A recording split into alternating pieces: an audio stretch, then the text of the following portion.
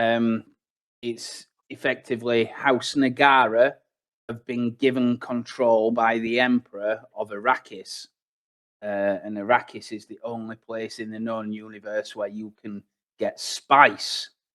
Spice is what allows space travel across the galaxy and the known universe.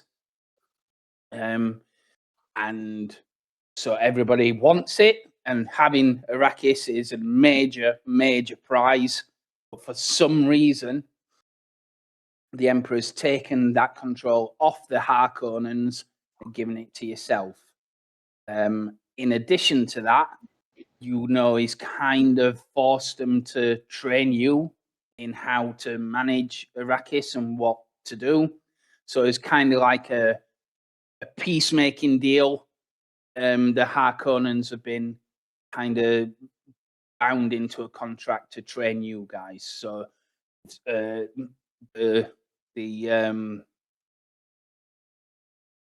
go on, what's her name? Nagara Countess Nagara sent her son Jiro and his envoys to Gedi Prime, the homeworld of the Harkonnens, to learn all about that. So if you remember, you had a little bit of a training scene inside a shuttle that they set up by the use of spice and the Bene Gesserit to help teach her how to overcome adversity and what to do in crisis and stuff like that. After that, there was shadow people in the observation booth, if you recall, as they were watching you as you were undergoing that. That night, Alice, who is the Bene Gesserit of your house, was summoned by no less than the Reverend Mother to a meeting room where she told her or warned her that the Nagara will die in fire, and it is very important to their plans, shall we say. So she warned above everything else that Bene Gesserit should do what she can to protect Jiro going forward and keep him out of harm's way. Zafir also noticed that she'd gone because everybody else was kind of locked in their rooms or asleep. So he doesn't quite know exactly what was discussed, but he definitely knows there's some machinations going on. But he didn't comment on it, and he left it at that. And the day after, you went into the meeting room where you saw your tutors, Turo Imshel, Niran Rani, and the Harkonnen Mentat as well, who was Bobasan. Yes. And they kind of reviewed your progress, and overall they were really happy with you and what you'd done. And they thought you did admirably, really. But they said that the next phase of your training is in time to go, basically. So I will start that here. So you met in this room. You went and discussed, and she told you that you've discovered that the enemies in this scenario that she set up for you, there is a facility outside of the Barony City. And in that facility, you've discovered that your enemies are keeping an important piece of information on a mimic film, and they're safeguarding it somewhere inside. You've got to infiltrate that and retrieve it because it's important data that can be used against you. So that she showed you a hologram, which I will put up again. So she showed you this. She asked you to figure out the best way in and how you wanted to do it. think you said that you were going to have a direct approach to it, because she said she could land you quite far away and you could approach it stealthily, or you could go in like Ride of the Valkyries, Apocalypse Now, and sort it that way. Fast. And Yes. in time against us on this as well. Time sensitive. Potentially, it all depends. You don't know what their reactions are going to be. You only know that they're holding that in there. So if you're spotted, theoretically, they might try and destroy it before you can get to it. You don't know how they're going to react, which is why she said, "How do you want to deal with it?" And it's pretty obvious. She's not giving you the answers. She's testing you on, like, how would you deal with this? You know? And you get the impression she's setting you up for, like, this is the kind of thing that might happen on Arrakis. So you, at first, unless you tell me, walk into the ornithopter, that you're going to change your mind on your approach, you get taken towards the Thopter, and that's kind of where we left it. So, I will just put a little bit of music on, I guess. Right. So, you walked out onto the like a nice onyx floored landing strip with the Thopters, and went out and took off from Barony. And as you remember, you flew away, and in between the smog clouds, you managed to look back as the helicopter banked. You saw that you've been staying in this. In the penis. In the penis tower. Yeah. Just bizarre. Yeah. And so here we are. So you are indeed flying over the smog clouds. I think I can put that on. Yeah. So you can hear the thop of the blades of the ornithopter. If you look at your Gedi Prime map, you can see there is a square out here. That's where the facility is.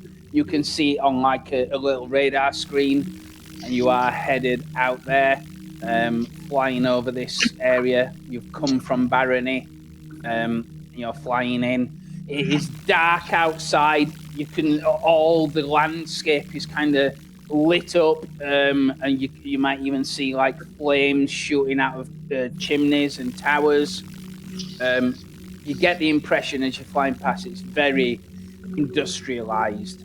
Even out in the wastes, there's like spewing smoke from diggers and harvesters around the area as well. Are you doing anything on the approach? Or are you saying anything or asking anything or anything like that? Yeah, I think I'm going to. Talia's going to speak with Zafir. So, what is the plan, Zafir?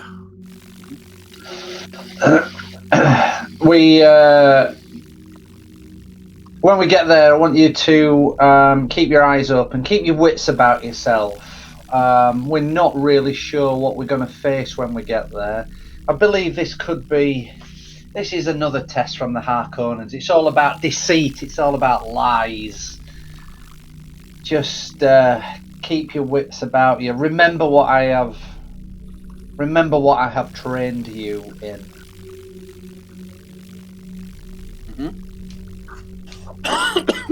Yes. Okay. Sorry. Do we have any equipment for this, or is it just... Good question. Glad you asked. Yes. As you're kind of flying along, yes, the pilots will hand you two specific things. And it were effectively just before you got onto the thing, actually. if you look at your character sheets, you'll see that most of you have an electronics kit, and you have a blade if you haven't got one. I think Zafir has already got like a pretty awesome blade. Everybody else has got a knife. And the Harkonnens there will tell you the guy who gives it you is kind of like a gruff soldier, but he's practically lobotomized. He doesn't sound too intelligent. And he says that you need to watch out for shields. Can't use lasers. Use a knife. Knife will get through a shield if you use it slow. And he pretty much, that's about as much instruction as he's prepared to give you. But there are things that you need to know in terms of the rules as well as we're going to this combat. So, one of the things that we're going to learn about is determination. A bit like a skill point or a force point or something like that. It's just that extra oomph, as it you can imagine. It's about being determined to succeed. So everybody on your sheet, you will see determination. You might need to unlock your sheet to add it on, but everybody gets 1 point of determination. And how you use that is before you roll, you expend it. And if you do, one of your dice is automatically turned into a 1. So it's an automatic critical success if you spend it. Okay. You spend it, it's gone. How you get that back is by effectively going against your drive, I believe it is. So you would change on your drives, there are words, right? And that's how you live your life.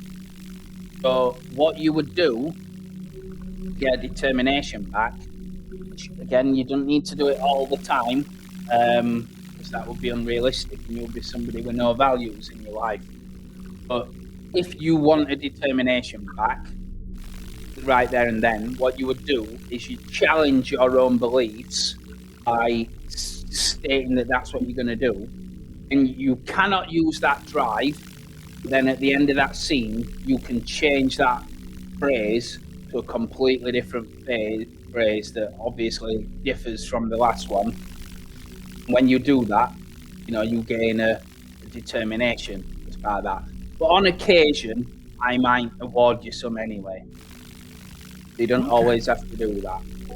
Okay? The other thing to note is traits. So on your character, you'll have personality traits. These are keywords, effectively. So if it's more if you've played things like Ring, but they're very relevant to things like that. So it's what they are descriptors. So you invoke them to achieve things or do things, right?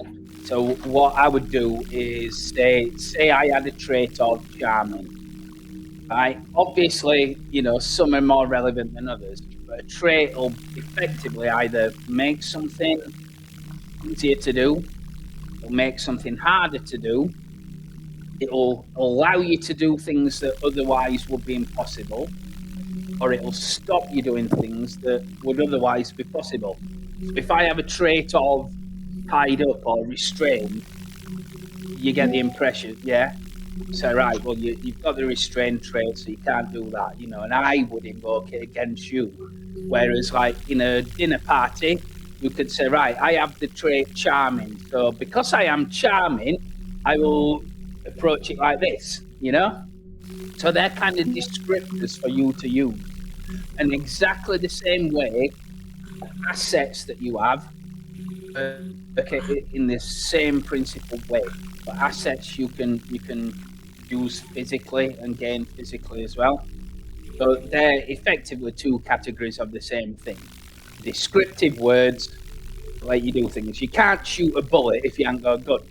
Yeah? So a gun allows you to fire bullets. It doesn't necessarily make it easier. But like a lockpick, make it easier to pick a lock. So it's pretty intuitive and pretty, a loose system that we can do narratively like that. But that's effectively what they are. On occasion, you can spend 2 momentum, if it's appropriate, to create a temporary trait or a temporary asset to do things, but obviously it has to make narrative sense. You can't magic something up from thin air. You have to make sense to do that, but you can do that by spending momentum. And given... talked about complications. If you roll a 20, you get a complication. I think you can take a complication to make a bare success out of something as well. So just so you know. All right? And that is about it for the rules that we're going to learn. So don't fret about knowing everything to the T as we move on. Because we can always cover it again. If you have a question, ask me about it. What is it? Yeah. All right. Oh. Let's assault this Harkonnen facility then. Right. Yes. So we'll put it on here. Right. So down. Counts. Right. So I'll just pop you on here for now. Yeah.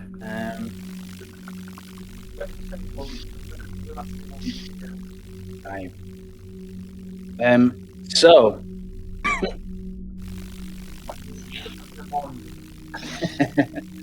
is there any questions just to stall while we're waiting Gary sorting that out? Is there any questions at all? No. Right. Okay. So go on. So we got the hologram. Do we have a map to take with us, or was it we had to memorize it? You can have a map if you want. You can have like the hologram thing, so you can pull it up when you want, but it will only show you the exterior that you can see now. It doesn't necessarily have anything on the interior. So you can pretty much see that Love this thing.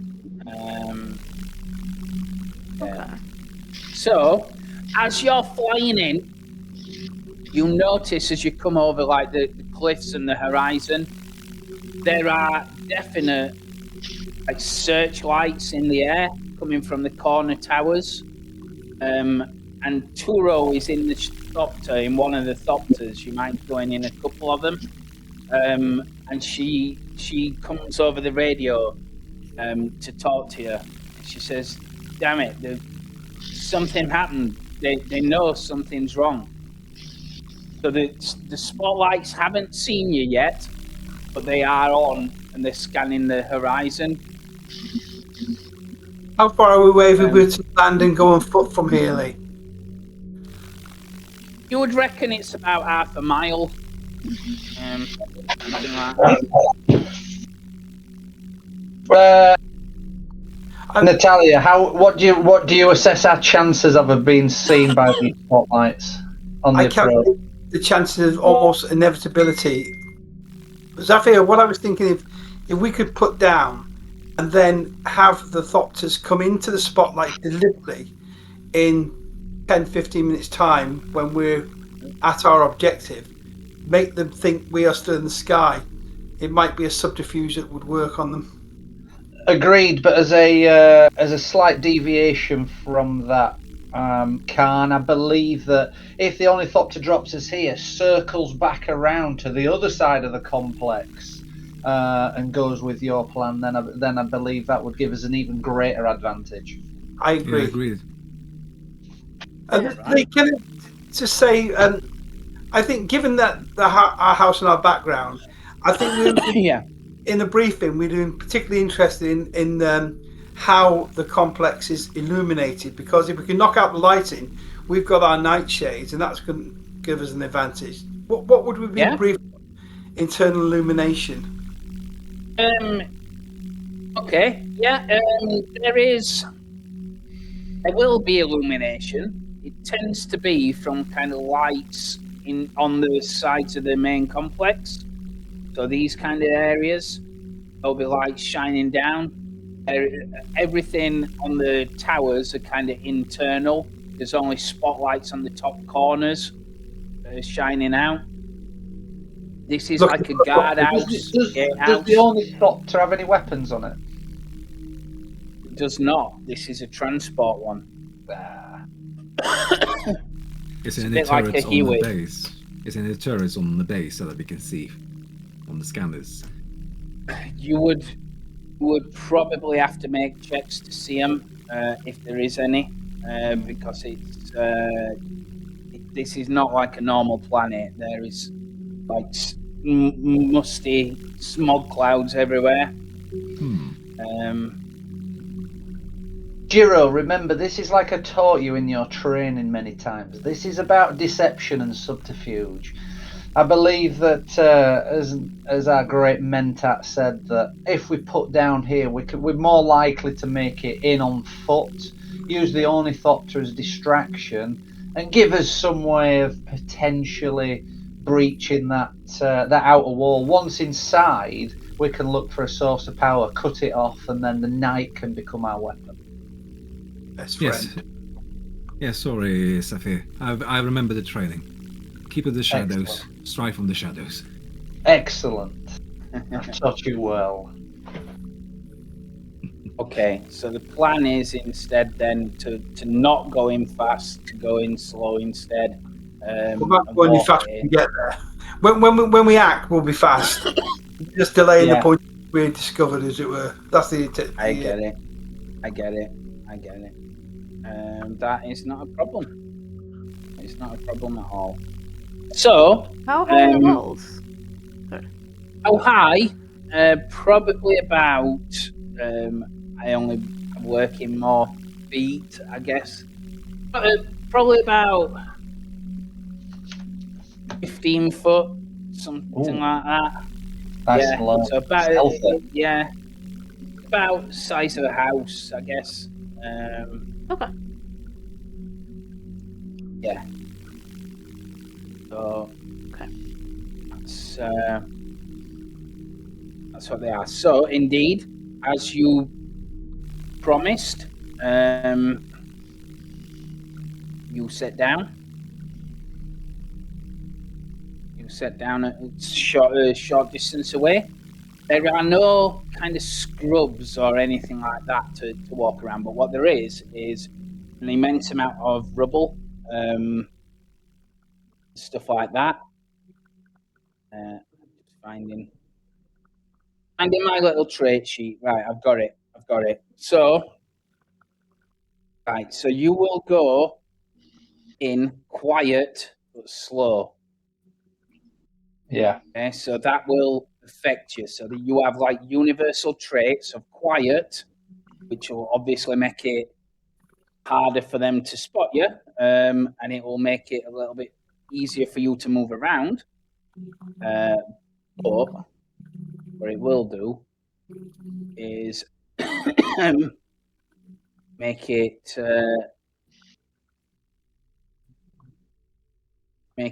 harder to shift as well. So in the perimeter area, your tests are going to be one difficulty extra because you have to take more time and walk around. But once you're in the complex, it'll be a little bit easier.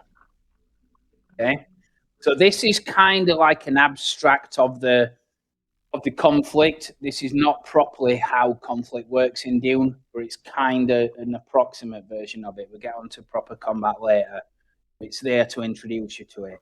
So how this works, you can see this big yellow line saying the perimeter. Yeah. There will be 3 in Dune. Everything is worked out into areas, right? And there's basically 3 areas in this challenge. So to move on to the next one, this is going to be an extended test. So you're going to need 6 successes to get from the perimeter to the main complex, right? So how you do that is up to you, and the role-playing part of it is to kind of like decide what drive you're using, what skills you're using to get through the perimeter. I'll tell you how things react for your kind of test, yeah? Each of you have 2 tests that you can do, but you all add towards the ultimate success of 6. So once you've got 6, kind of got through the perimeter, yeah?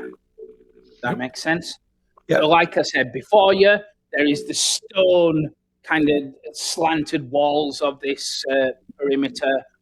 As you are close now, you can definitely see there are armaments on top of these corner towers, but only the corner towers. The guardhouse is illuminated in, there's a sickly green light coming from like the slits in the windows, but they seem to be kind of mirrored and protected in some way, and they're horizontal slits.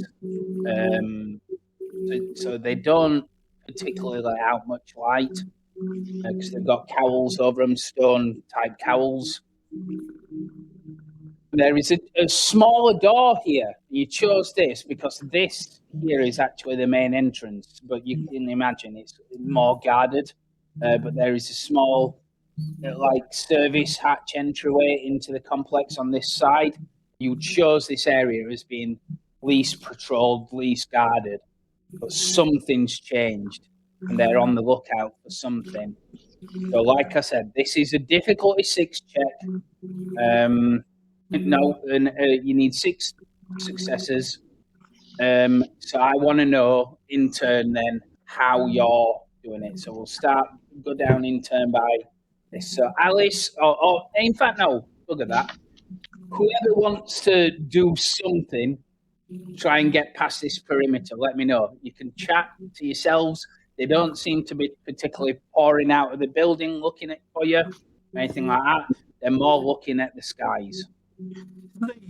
Imshel, Rani, and Zahn, we deliberated? Do they know our plan was?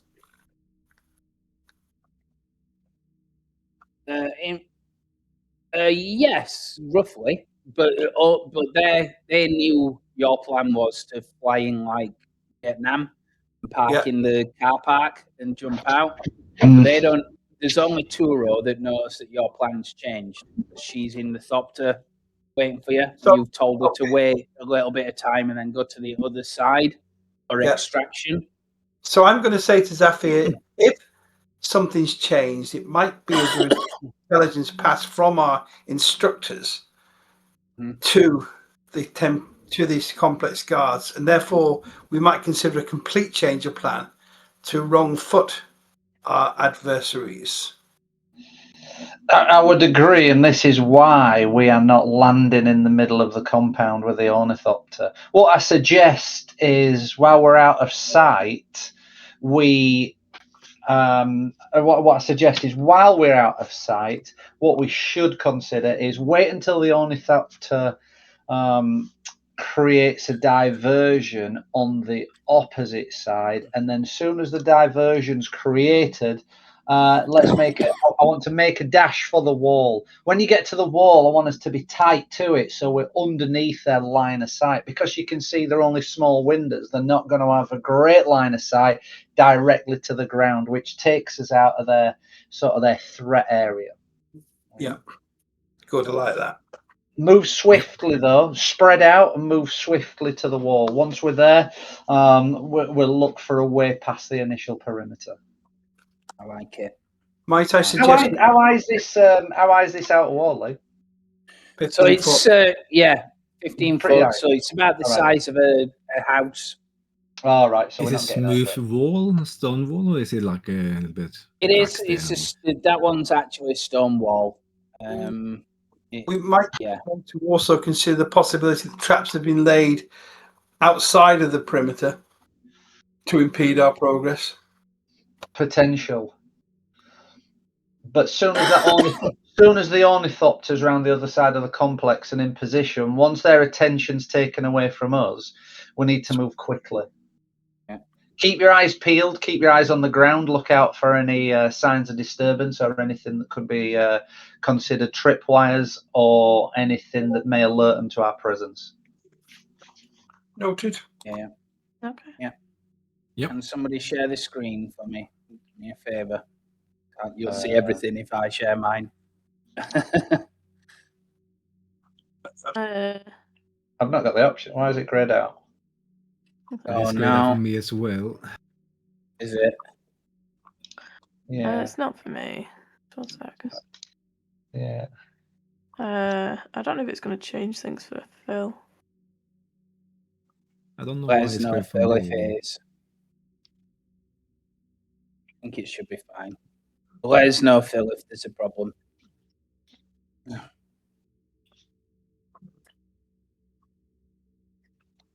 Yeah. So you can see the big perimeter. That is the wall that you're trying to get beyond. You talk about like letting the ornithopter come to the far side, to the right side, and cause a distraction, and then you're going to go in. So that's what you're waiting Yeah. for, yeah? Yeah. Okay. Yep. Right. They can do that. Not a problem. Not a problem. So you wait patiently. Yeah, like I said, behind some ruins. There is like a ruinous industrial estate here. So you wait behind like a broken wall. And sure enough, 15 minutes goes by and the Thopters charge round in a big arc. These side things start firing guns on it and start training their what you call it? Yeah, the spotlights on it. So they're following it round, but obviously as it gets past the halfway, they stop. But they're shining the lights this way as the Thopters are kind of like jinking and weaving around this side. So you're ready to go. Yeah. So Okay. Yep. I'm guessing, so to get, if you're just sprinting to the wall or whatever, Yeah. to vault over it or scramble up it or however you're going to do that, that's going to be a move check. Yeah. And because you chose like the slow thing, I'm guessing you're trying to do it at least stealthily and not get noticed at this point. It would be +1 difficulty, but because of your ingenuity, I will actually negate that because they're not looking at you in any way, shape, or form. So I will let you do that. So the best way to do it is you can either all roll separately, or the person with the best move check roll it, and everybody else adds a d20 to it as you kind of assist. Well, I'll do the move check because I've got grace as a focus with my move, so I'm probably I'm going to have an advantage on it, so I'll roll. Okay. Is that what focus does? It gives an advantage, or So your focus increases the critical range. So normally a critical you need to roll a 1. If you've got sprinting at 5, it increases it to a 5. So if you roll a 5 or lower, it counts as 2 successes. You see? Okay. Yeah. That'll be 6. Okay. 2 successes. Yeah. And then we roll 1 d20 each then. Yeah, 1 d20. So yeah, you can do that. Yeah. So you're effectively assisting in that you're helping each other up the wall like ninjas, chaining together and scrambling up and pulling the other up and nice and slick. We're nice and slick. It's practice. It's like yeah. like a well-oiled machine here. I like it. Are we just rolling the 20 in the Dubry thing at the bottom? Are we rolling this in the Dubry? The dice rolling box? Yeah. Click on D20. You can do, but you can do it through your Do it through the sheet, can you? How did you do it through the sheet? Because you have to choose a drive. Yeah. To roll. Oh, sorry. Yeah. You're meant to do it with your sheet, aren't you? Oh, sorry. I didn't want the 9 anyway. How do we do it with the sheet? So, just like a normal test, but I think you just tell it that You just put your pull size down to 1. Yeah, you just tell it that you're rolling 1d20. Because what you meant to do is describe the drive you're using and say, right, I've got a duty to do this or whatever. You don't need to do it ad nauseum, but I'm meant to know like the drives that you're using. Yeah, well, for me on mine, obviously, I've got move, I've got grace. I'm sort of using justice. I speak for those, I speak for those whose lives I command. I feel responsible for these people, so I'm taking charge of this element.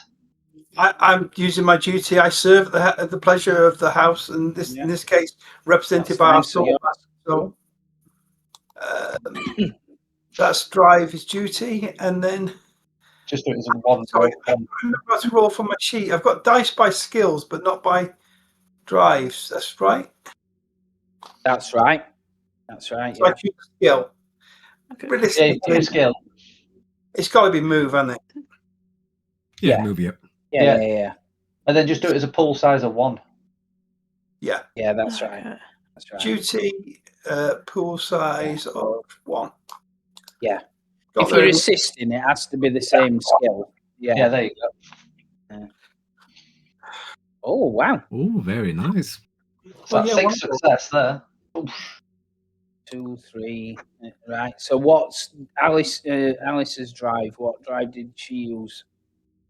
Faith. Trust my leaders to know what is best, and I'm trusting. In this situation, I'm following the leader. That's right. Yeah, you trust that Zafir knows exactly what he's talking about. Yeah. This is not Zafir's first rodeo. And Jiro, what drive did you use? I use duty because this is very important for my house to get through this trial and quickly as possible. Okay.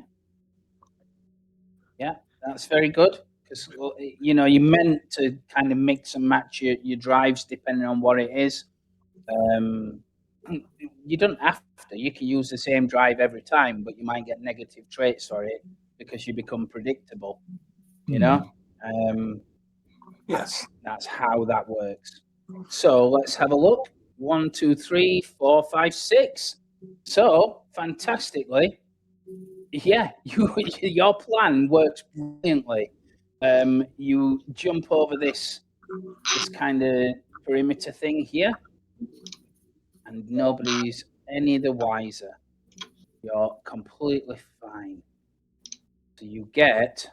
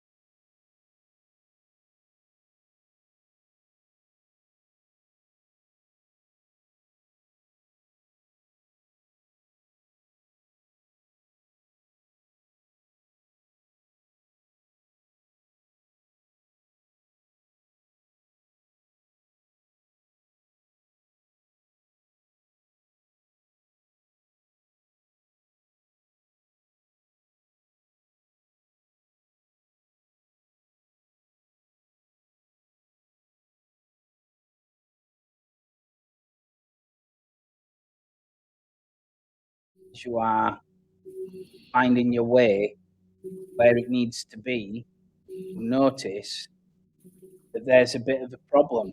Everything is outside in these towers, which is wonderful, except that there are 2 obstacles stopping you.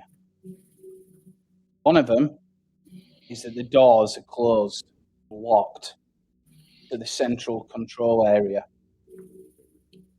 The other one is that. Oh dear. The other one is that there's alarms on them doors. This is where you need to get to. You reckon looking at them that doing one and not the other is going to be bad news, because if you open the door without disabling the alarm, it's going to go off.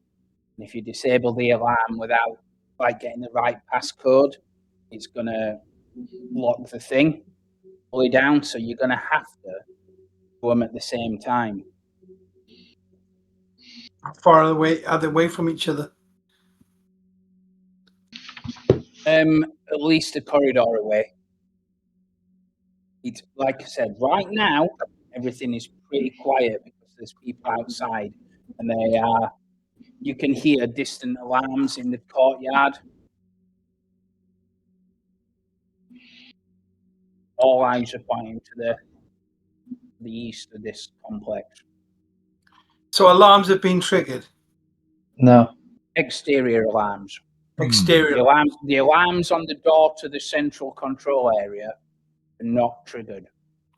But if you open the door without deactivating the alarm, it's going to set the alarm off. Got it. So the door controls and alarm controls, can one of the party be at one and one at the other and physically see one another or not? Yes, I will say yes. So we could come up with a quick body language to indicate when we're acting on, so we act simultaneously. We're going to probably need to use the electronics kit and bypass them. So yeah. So the electronics kit allows you to deal with them. Okay. Jiro, what's your skill like with the electronics kit? My skills for electronics is that which skill will that apply to, Lee? Probably I don't know. Probably communicate. So again, this is where it's narrative. So you tell me how you're doing it. So, say for example, which one are you looking at? Door controls or the alarm system? I'm looking at the alarm from my character, at least. So the alarm one, okay. So if you're doing the alarm, you would probably say that you're right. So if you're looking at the alarm, what kind of skill are you looking at? Like I'm thinking about the communicate or understand, because communicate is as well for communication systems, and maybe alarm has some certain components like that, for example. Yeah, pretty much. So communicate, less relevant. It will probably be harder because obviously the choice of skill matters. So it will probably be a bit harder to use communicate to disable an alarm system. But understand is obviously relevant because you're understanding which wire leads to which and how to bypass it and all that kind of stuff. So you know, probably communicate is a less valuable skill, but you could argue that I can use it by getting my electronic system out and writing code to do something with it. You could probably do it with that, but it will probably be harder. Probably harder, yeah. I think I should take one of the systems, Zafir. I've got, as you know, Mentats understand skill with foci, which apply potentially. Natalia, I would agree with that. I believe the alarm system is going to be key to this. If we trigger the alarm, that's it. We're going to send everyone running to our location. And if we I believe it's the alarm without doing the door simultaneously, will not access the objective. So therefore, they're both equally important. I would say in my analysis. So whomever's on either system has to be competent in this task. Jiro, do you feel comfortable bypassing the door? I can try my best. Yes. Giro, that is not what I've taught you. I have not taught you to try your best. No, sorry. Do not. I will do it. I can do it. That's the attitude. You can do this. You've got to have that self-belief. Yeah, you're better than that. Don't try, do. What's your faith score, Giro? My faith score is, let's see, 6. Okay. Okay. I've just double checked on the extended tests, and it's actually 6 successful tests that you need. But I will let the perimeter go. But every test, every successful test, adds 2 to the requirement, unless there is like a complication or whatever. Okay. Okay. So you have to basically test at least 3 times. I'm confident I can take out one of these systems, Zafir. Excellent. Well, Natalia, if you want to take the alarm panel. Indeed. Giro, head to the door. Yes. Yeah. I make my way towards the door panel and prepare myself. Okay. So Giro's on the door. Okay. Right, who's going where? Sorry. Talia's going to the alarm panel.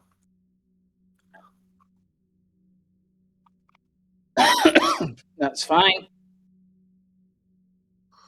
I think I'll actually. I think I'll probably help with the door.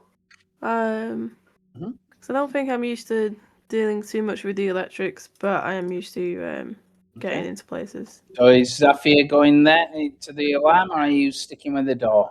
No, to be honest, I sort of want to stay in between them. I'm sort of thinking I don't want to get. I'm not electrically minded. I don't want to. I want to sort of keep in between both of them and just sort of keep a bit of an overwatch on them. And I'm going to whisper to Alice something along the lines of, he might need some encouragement. Alice, use your Jedi mind tricks on him. I don't have Jedi mind tricks. Well, or the analog thereof. What's a Jedi? I mean, I'm pretty sure I have the knowledge to be able to get into places, but I can share that. Yeah. You're the spy master, aren't you, for this house? Yeah. Yeah. Oh. So yes, like I said, don't forget your traits. Don't forget your assets, stuff like that. We'll start with Giro. Giro, Okay. what are you doing? Okay, so I go to the control panel and I start to maybe use my electronic kit to take off the panel and look at the wiring system with the door controls. And then I'm ready myself to try to rewire the cables to open the door. Okay. So what's the drive and what's the skill that you're using for that? I am using understand for the for skill, and for my drive I will use faith, that I believe in what my trainer, my mentor told me. I believe in myself and don't try to do it. Wonderful. Right. Okay. Because you're quiet, again, I will invoke that trait for you. Because you're quiet, nobody is bothering you because everybody's outside, so that will make it a little bit easier. Oh, I lost connection to Foundry after I rolled. Let's see. That is perfect. Okay. So that is fine. You get 2 successes towards the requirement based on the thing, which is fantastic. So you start pulling the panel off, getting to the gears. Not a problem. And they're bizarrely well maintained considering the grotty kind of nature of this place. Yeah. So, Alice, what are you doing to get through this? Jiro's obviously already with the panel there. I'm trying to pull on my knowledge and my training to help not like for this to not go awry, to know essentially that in a moment's notice things can change, so it has to be done with precision. But I'm trying to. I don't really know what drive it would be. Okay. Because in this sort of situation, I was thinking of using just because it kind of fits the discipline, because I have a focus in espionage. Yeah. But the drive. Oh, by the way, you gain a momentum for that at all because the difficulty were only 2. Okay. So for the drive, I'm unsure which one would actually be best. Okay. With reading these. So typically it's one with words. If none of them with words fit, then you can pick one without words. Okay, I only have one without words. But yeah, I don't feel that the others kind of fit. So I'll do that one. And then because I'm using discipline with espionage, So I can take for the focus. you're doing your job as a spy master. Yeah. So like I said, using duty would be like, right, my role is a spy master, so I need to know the typical things that happen when you're sneaking around, and I need to know what is likely to happen, so that would be the duty. Faith is like putting your faith in the fact that Jiro knows what he's doing, so you can concentrate on looking around and doing other things. Justice is we've got to get in to get this thing because it's the right thing to do. We're doing the good job, so we can't fail. We have to do it. We have to try, because failure is not an option. It would discredit your house. Power is, if we get in here, we can use this, to our advantage and weaken this other house. And truth is, we really want to know what they've been hiding. So that's why I want to get in here. Okay. See, I was just reading the statements, trying to think like how does it actually fit. But I suppose like when you change it to suit the situation, I guess. Yeah. I see the one that gets me with that is probably power more, especially being part of the spy master and everything else in between. It's like, right, I need this so it can actually like so after effects can happen. Yep. And that's okay. part of the narrative, by you saying like, right, so I'm going to use power because once we get in here, it's going to discredit these people and it's going to bring shame on them and give us leverage, stuff like that. Yeah. Okay. And then I put the pool size back up to 2, don't I, for this? You do? What's the skill that you're using? Discipline. My Okay. being as a So you're as a kind of spy master, looking around, looking at the corridors where you likely think that they're going to come, make sure them doors are closed and barred and stuff like that. Yeah, it's all the training. So while Jiro is actually working on the door, it's like, right, I need to be aware of the surroundings. I need to be aware of what needs to happen, and if needed, change things at a moment's notice, kind of thing.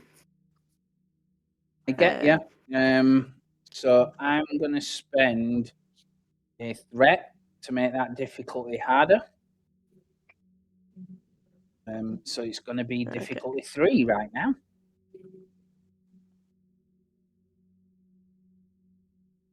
To succeed. Remember, you can use momentum if you want to. You can use momentum. You can use determination if you want to as well.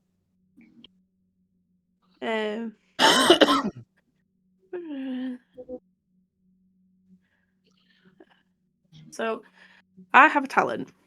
So if I was to use momentum, No, actually. So I have a tile on the hyper awareness. So if I use that, can I utilize that in line with this role, or is that going to be its own little thing? Because It's more about says... obtaining information. So rather than like acting to get over things, you're like, right, I'm trying to find out like the. So say for example, you're fighting. Not that it happened, but say that you're fighting something mechanized or a tank or whatever, or an ornithopter. You could say, right, I want to gain information on this, make a test for that to try and find the weak point of this thing or where to hit it. All right, so it's That's doing what that as an is. action. Yeah, so okay. like That's fine. probably more appropriate in like a social conflict if you're trying to find out if somebody's lying or how do they really feel about this. As a Bene Gesserit, you're trained to look at like literally the tiniest like twitch of somebody's lip or something like that. You can pick up on it because that's what you're trained to do, and that's what that is. In this situation, not as relevant. Okay.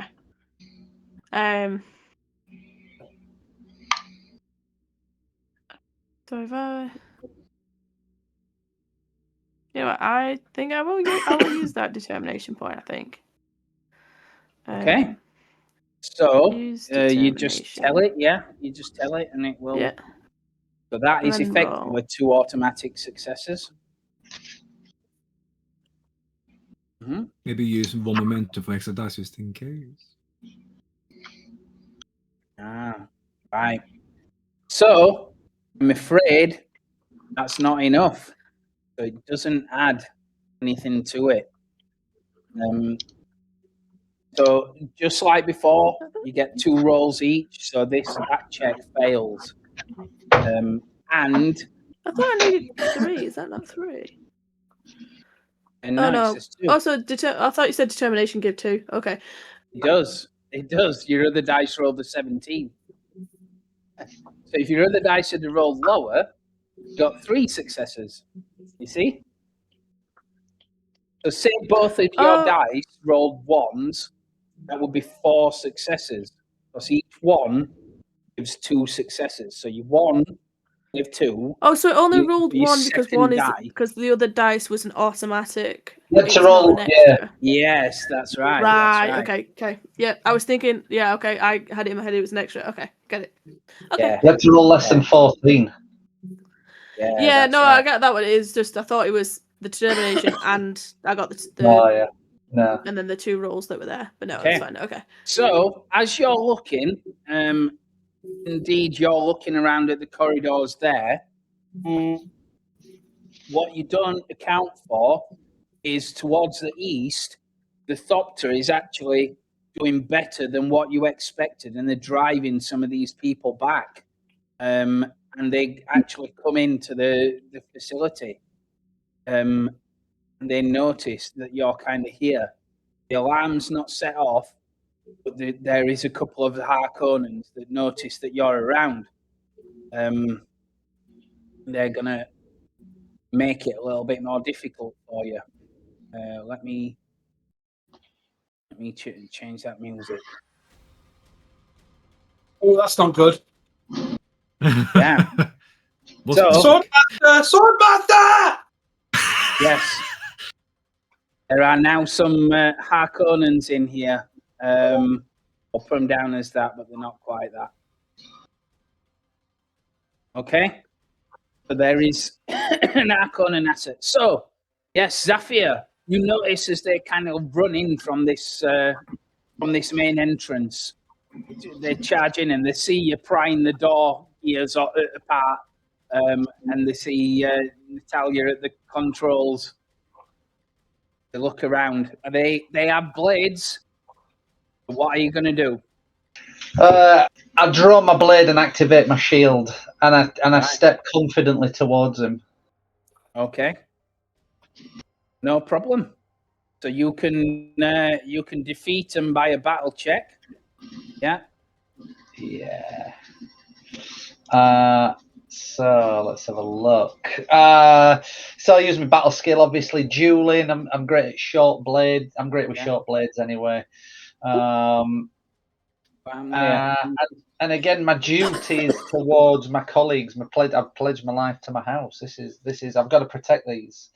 I've got to protect my comrades. Nice. The using duty and battle. That's fine. Absolutely fine. It will be an opposed check. Only on one this success, isn't it? That's not quite so good. That. No. All right. So I'm gonna roll for these guys. If it'll let me, I think it will. Right. So I am gonna do that and that. Yeah.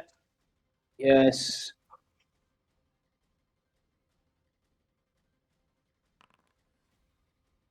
Right. What? I do believe that I think you're all right. And let me just check on this.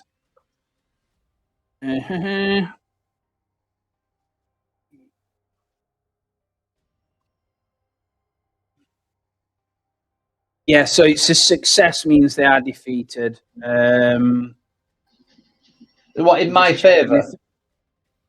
I'm just checking if it's because equals. Because the game prioritizes the player's success over the NPC. Yeah. I will say yes because I can't see it, but yes, I will say so. So describe how you kill these unfortunate people. Because I only rolled one success, it's not as simple as my last battle. Because there's two of them, it takes me a while. They catch me on the back foot and drive me backwards because there's two of them. But I'm able to parry the blows, and so I can manipulate them around and get one in front of the other. And use one use one to block the other, so it allows me to fight them one at a time. Nice. Whilst I can use my blade to penetrate his shield and strike him down. As I strike him down, I step in confidently over him into the other one, parry a couple of his slashes and thrashes towards me. And again, strike him down with a smooth, swift action. Fantastic! I love that. So that's effectively you, Natalia. What are you doing with these alarms? So I can still do the test without causing the door to permanently lock. Yeah. Right. Okay. So what we do is we're going to. I mean, like you said before, you don't want to keep doing the same thing. So rather than use faith, I think the drive that would be applicable.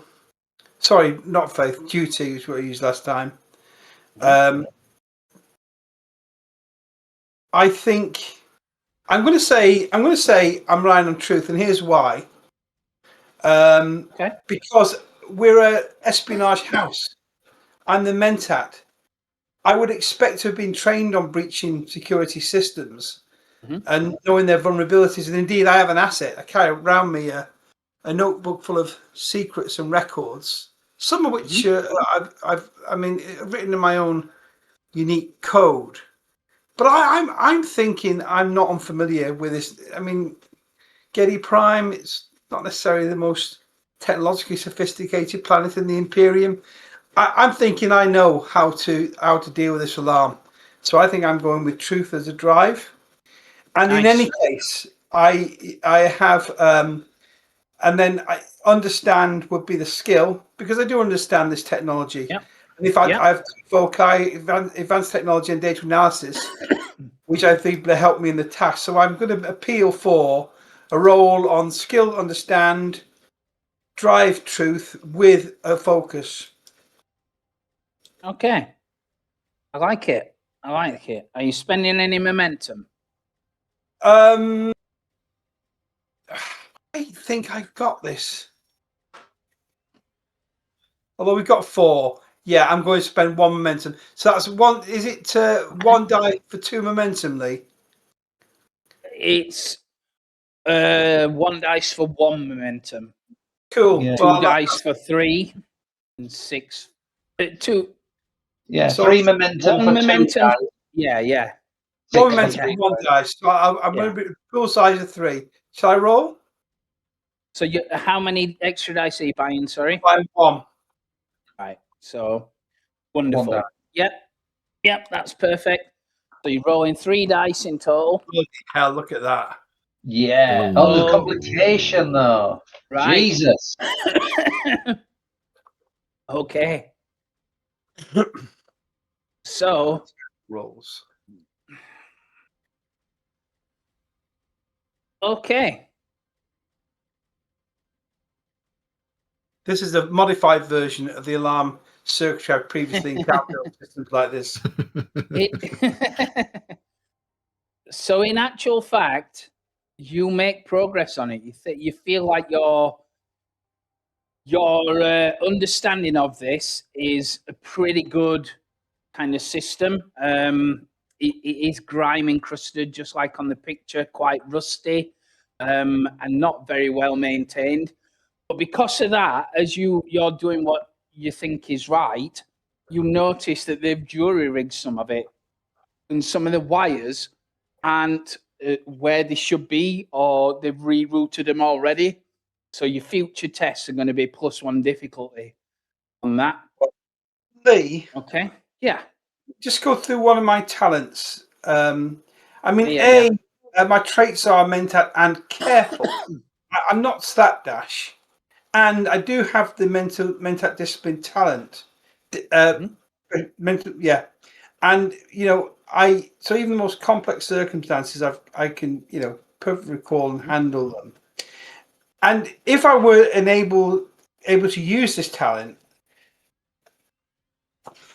did I use understand? I used understand. Yeah. And so when making an understand test that applies to recalling data, one of the D20s in your pool may be considered to have rolled a 1 instead of rolling it.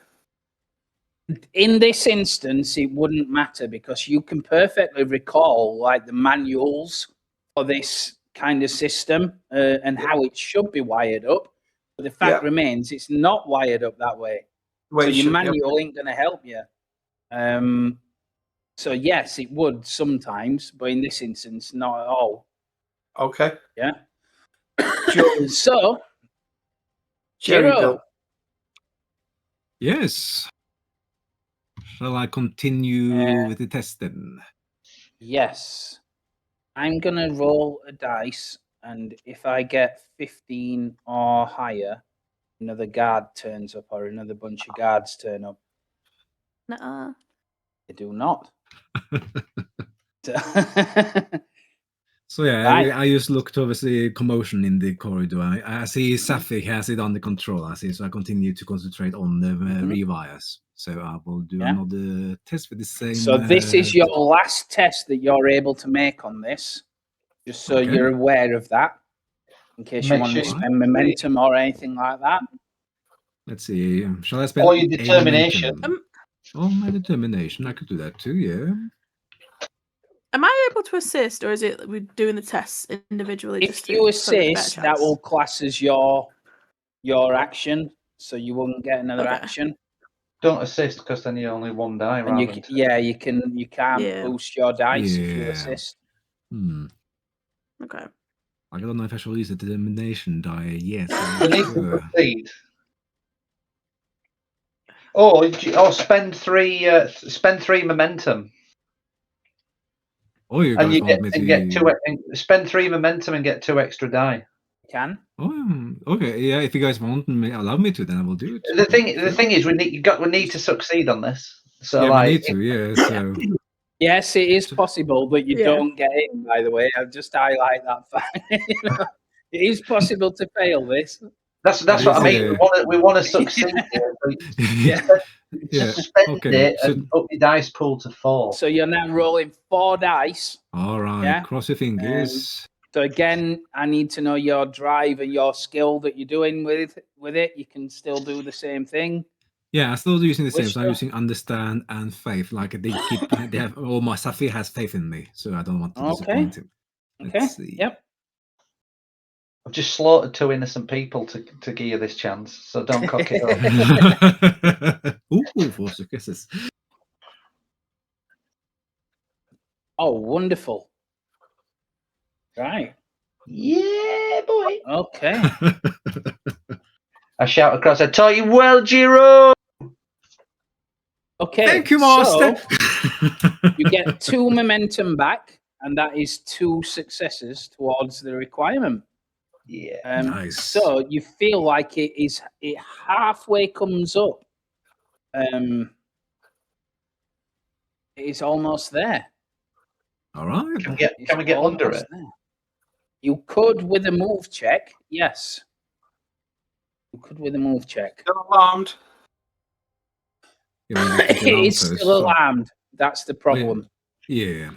That's the problem. Yeah, but So is I'm the just door waiting- alarmed or is the area Yeah. alarmed? That's the thing. So what I'm saying is like, yeah, the door. Right. So if we force it, yeah, it's likely to set the alarm off. But if it's open, is it likely to set the alarm off by entering? It's even though true. the The alarm can't be for the door alone because it wouldn't be separated. I don't think. I think the alarm must be more general alarm system, probably motion sensors, heat sensors, whatever in that room. I would agree with you on that. I would be inclined to agree that it's more than just a door. Right. So, Alice, I'm going to do the same roll. 15 or more, and a guard turns up. Oh, you're lucky. Right. No, I thought that was going to hit the 18 then. Mm. That's more people I'd have to slaughter. So, yeah. Did we get 2 momentum exactly, or did you say? Yeah. But Jiro can't operate on this door anymore. He's got it open as much as he can get it open. Yes, I'm just waiting for now Okay. for you to do the alarm now, essentially. Okay. Well, I think we better succeed in this. I'll use a focus and determination, and I can buy 1 dice. Did we have the dice back? Did you say on those 4 successes? Or are we just down You to added 2? 2. So your momentum right now is 2. You can use 1. You can get 1 die. I'll take yeah, 1. Yep. Yeah, do it. So your momentum is now 1, but you're Spend rolling it. 3 dice. Ooh. Oh. Okay. Another complication. All right. Hollywood. Yeah. Okay. Okay. Let me have a look. So that adds 2 momentum. This thing doesn't move as this alarm is a lot tougher than what you think it is. You can't test anymore on this alarm. You've done what you think you can do with it. Right. You can't manage to figure out how to. They've made a complete spaghetti junction of this in your eyes. You can't do anything more with it. Right, Alice, what are you doing? Now that Jiro's worked on the door and got it up, I want to try and come in and help. And I'll see about giving it a go. Can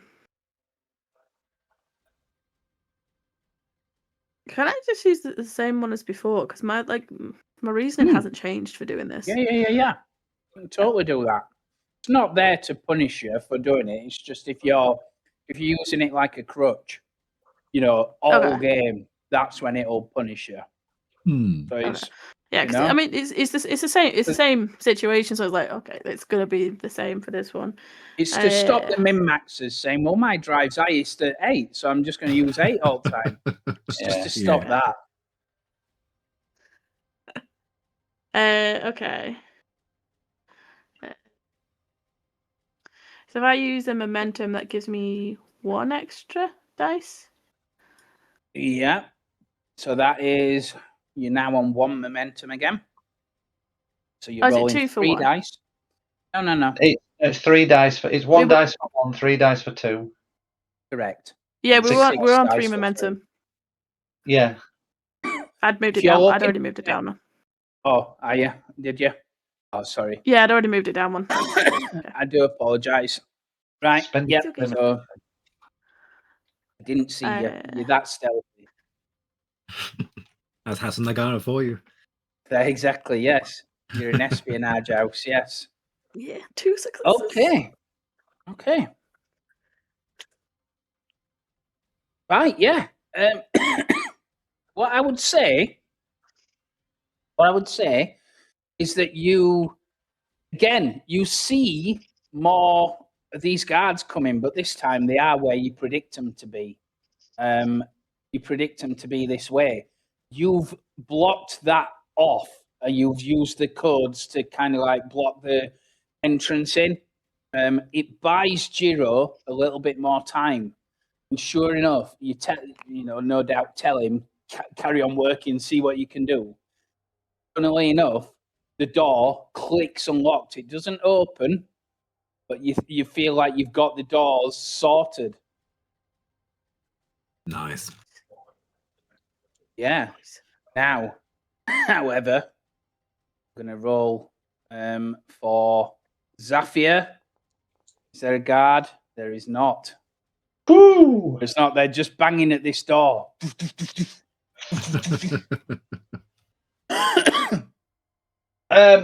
At this point, then I suppose I shout over to Talia. And Talia, is that alarm fried? Have you got nowhere else you can go?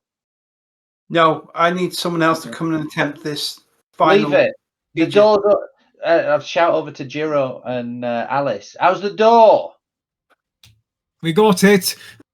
Just waiting for the alarm to be. Forget the alarm inside. All right. When they say that, I will Okay. prepare to move in. Yes. So you're going in. But Yep. I make sure before we go. But when I say that, I want us to all go in. Literally, we're all there. The door opens. We're all in as one. Mhm. So just in case it locks or anything behind us. So you're effectively all going in together. Yeah.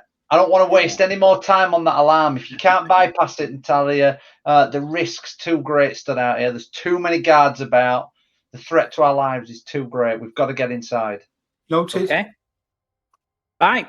So, needless to say, you burst through that door, and you can hear already the second that you do, it strips the alarm as you dive into the central control area. There are kind of like panels and notifications everywhere there. There are these guys, they're not soldiers. They are wearing kind of like white PVC sleeveless overalls. And they are, half of their head is shaved into like a mohawk. They're very pale, weedy, kind of scientist kind of heart. They look around at you kind of shocked. But obviously they're not about to let you get into this area. So they're going to defend this as much as they can. At least some of them. Some of them might try and run. But again, this will be a requirement. The requirement is 8. So you need at least 4 successful tests on it. The difficulty of each test is 3. I will knock that down to 2 because you stealthed inside for the most part.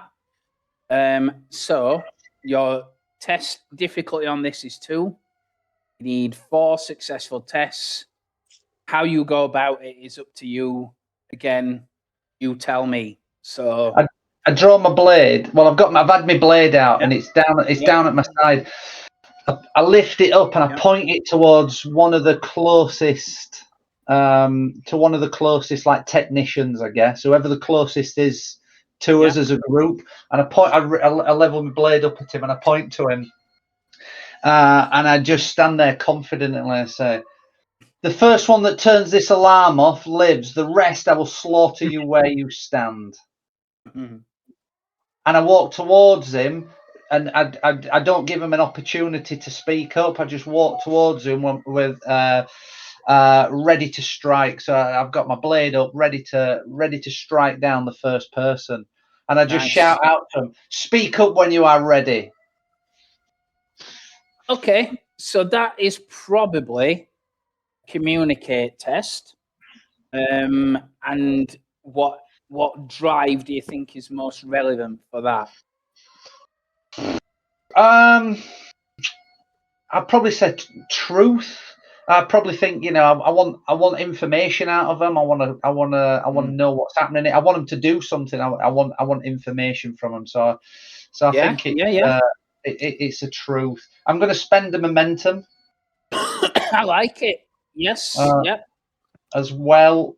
So what did we say? Yep. Communicate. So Communicate. it's, Truth. yeah. So Focus. that's effectively intimidation, isn't it? Yeah. Yeah. There we go. Hit me. Oh, terrible. Oh. Two complications. What do you want? Right. Two. Okay. You got one success though. Yeah. You did, but unfortunately, the difficulty of the test is 2. So you Yeah. need at least 2 successes to succeed. I'm not great at communicating. As with the others, you get 2 chances per player to get the requirements. So that your first one has made it a lot different. Even with complications, even if you succeed, you can move. But on this instance, you didn't succeed. So I would say, right. So one of the prisoners turns round, picks up a metal chair, and smashes some of the control panels. Probably the ones that control the alarm. Completely smashing them apart and making sure that you can't switch it off. Well, I look at him and I go, "Well, thank you, because that would have been my approach to this situation too."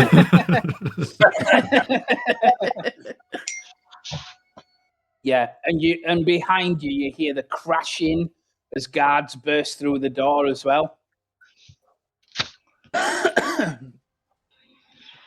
Oh dear. Yeah. So.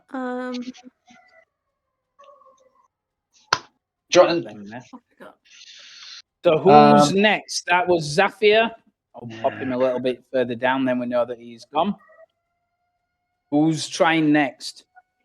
So the difficulty has now gone up because of these guards present. I'll deal with them. So you can, if you defeat the guards, the difficulty will go down again. Okay, and it will count towards the requirement to get the thing.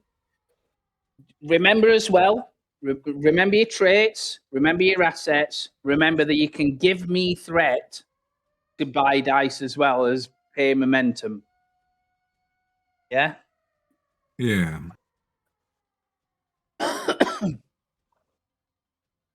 Like he only destroyed the alarm console. Sorry, go on. Sorry, go on. I was just going to ask a clarifying question. So, with these successes that we're getting, is it generally, no matter what action we take, it counts to the successes that we need? Correct. Or is it correct? certain? You're just telling me how you're contributing towards the ultimate goal of getting this data. Yeah.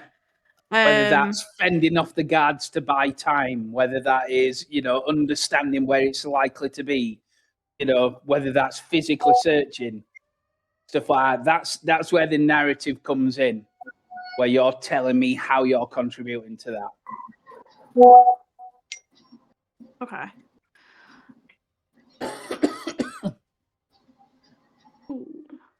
I want to do something, but I don't actually know if it's going to work. Try it. I want to get the lights out. Ooh. I like it. So, by doing things like that, you would normally spend 2 momentum and you create a trait. Okay? So you would say like the trait is darkness, you know? And you would say this is going to -1 difficulty to the test. Then I could spend threat to negate it by like bringing in lights and stuff like that. So you could totally do it if you had 2 momentum. You haven't. Well, we can do. I would say narratively, I will allow you to do it if I get a threat out of it. So you can give me a threat and minus a momentum, and you can do the trait.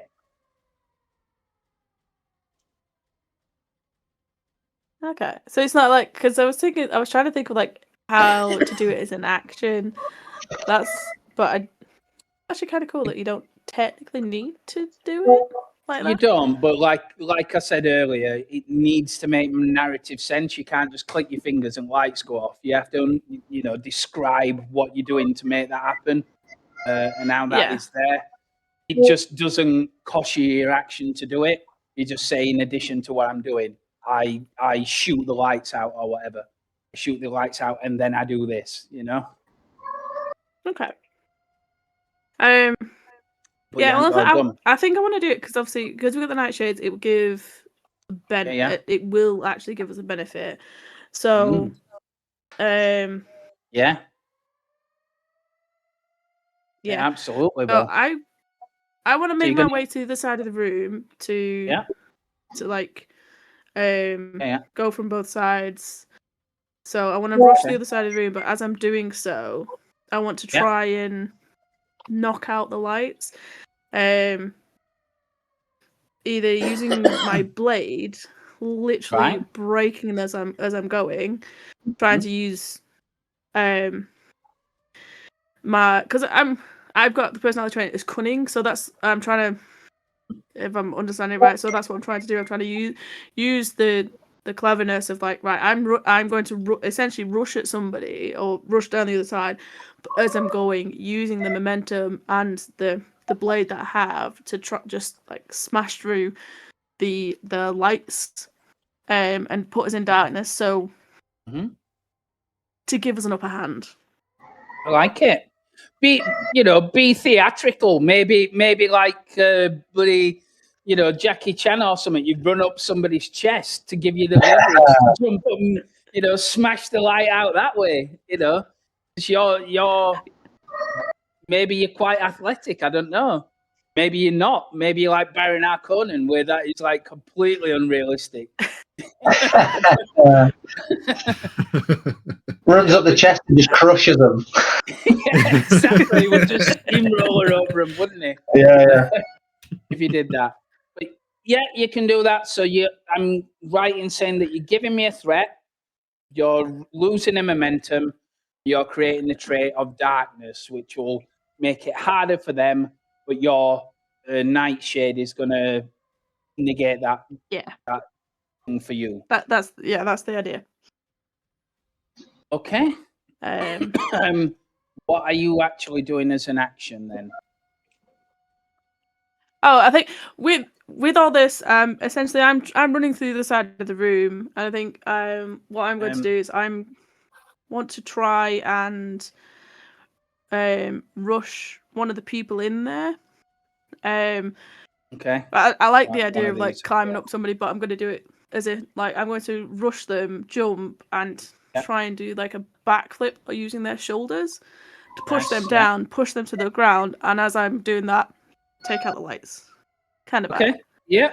And do the superhero landing on the other side. Yep. That. So I will say that's like a move check then. Yeah. Yeah. And what's your drive that you're using for that?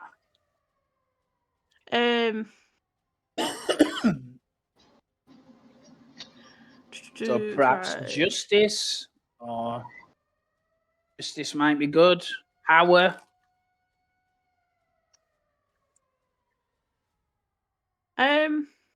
You could, you're Bene Yeah, I Gesserit, so you're training.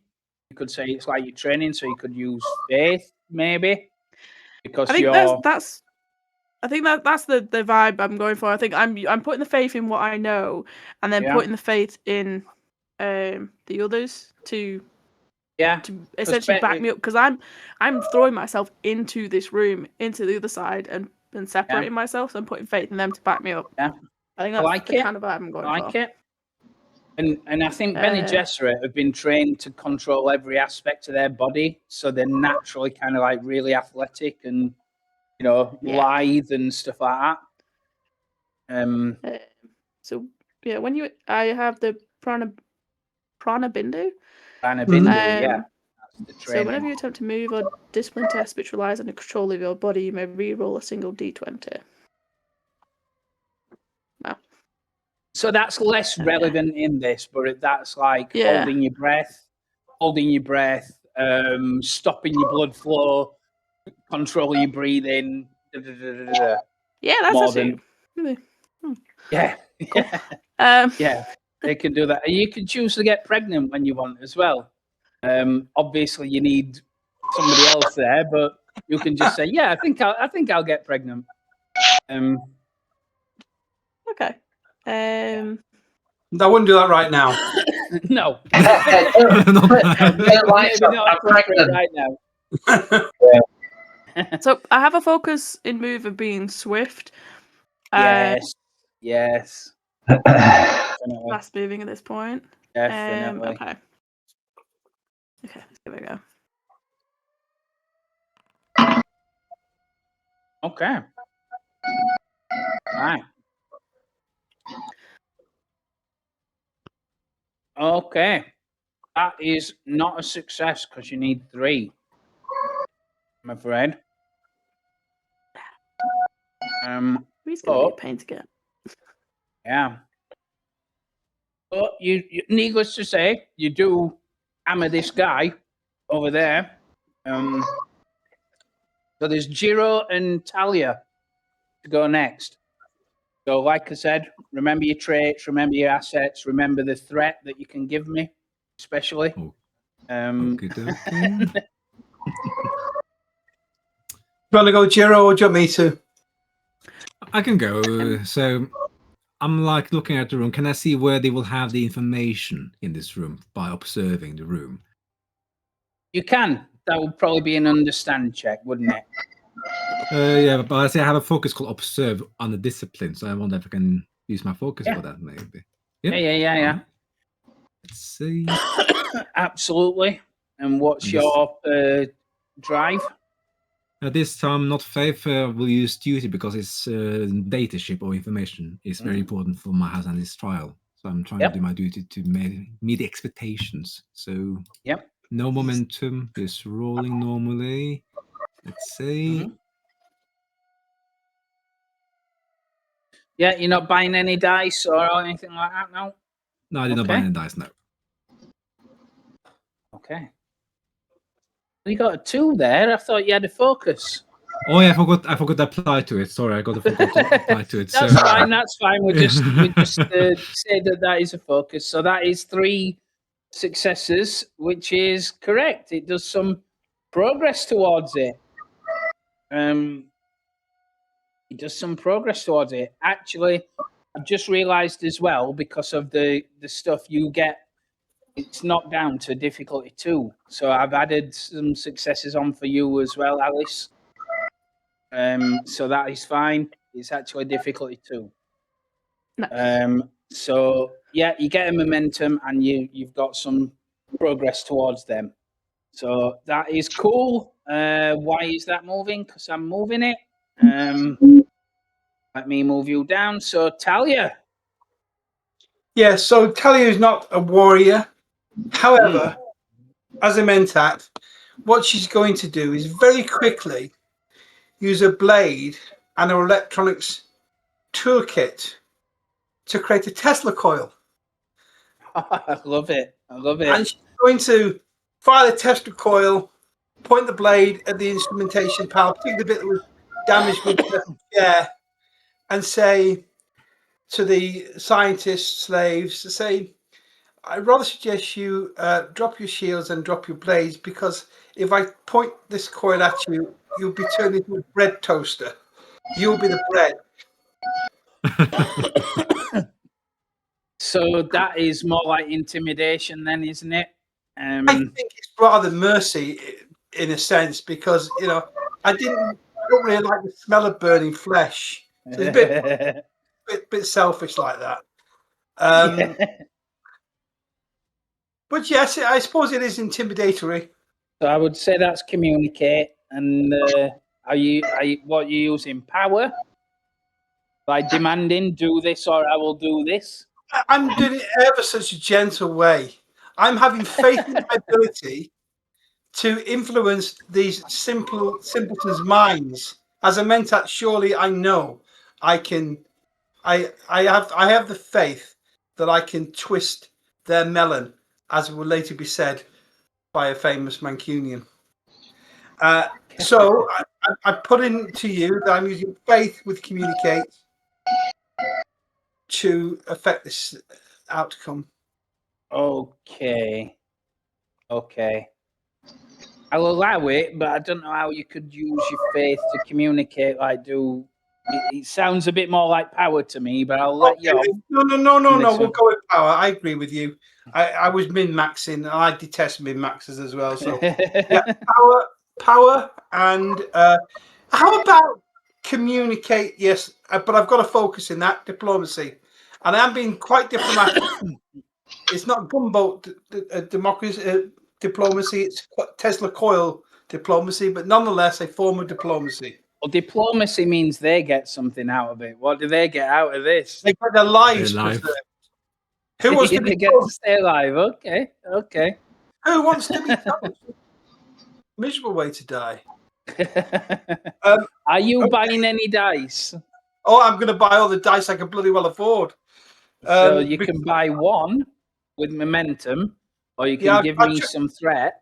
Can I do both? Yeah. Yes, you can. But it'll cost me. If you buy one momentum and you give me a threat, that is 2 dice. Yeah. Yeah. Okay, so we're going power with communicate.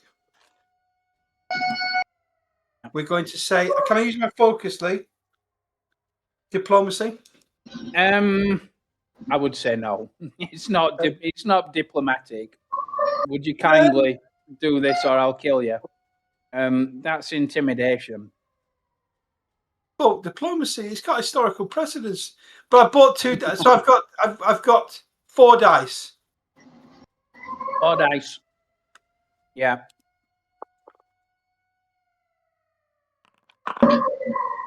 Nice. Okay. So that was your second check. Yes. Just so you know. Second check? Yeah. Was it? Yeah. So what was the first one? You all down. Can't remember. I haven't had one. No, this is all our first one. Because yeah, it's our first one. Sapphire hasn't got again. Right. Okay. That'll be why, because I shifted you down. Because I did it. Yes, I do apologise. Much apologising. I'll be accepted. No problem. So, they do kind of back off a little bit as you do that. Certainly, the prisoners do. Did I say prisoners? The scientists do. They certainly back off. The soldiers, not so much. You get them to kind of, like I said, shift away. They don't want to get electrocuted and fry. You'd think the guards would take the cue from scientists, wouldn't you? That I mean what I say, but So your second round of tests then. Okay? What do you do? Who's jumping in? What do you do? You still got these guys here. I'm going to move towards the guards. Yeah. I'll deal with. How many is there? 2? Like a small handful that are charging in. You're obviously keeping them at bay by various means, swinging your sword around and stuff like that. Yeah, I just wanted, I sort of get into a tussle with these guys. I want to buy the rest of them time. Okay. Right. In fact, we've got no momentum, have we? That's fine. Personality traits. How do they work, Lee? So, like, I'm a sword master. Yes. So that would basically reduce difficulty in certain things. So because it's an opposed test, it's less so much that in this. Yeah. All right. Like certain status would give you like more status in certain things. Yeah. Or sometimes it allows you places. If there's a convention only for sword masters, you need the sword master. That's fine. Yeah. All right, cool. Yeah. So I'm just again, my talent's decisive action. So I'm just I'm just taking. I don't even speak to the rest of them. I just step in and I'm to these guys that have come in. These guards that have come in. I hold my ground. Almost to try and intimidate them a bit before I step in, to show that I'm not scared of them. That this is what I live for. Yeah, I live for this. Nice. But again, my duties to my house, to my colleagues, to my family. I'm here. I am the sword. Yeah, not the sword in my hand. I am the weapon, and I've got to defend these guys. Yeah.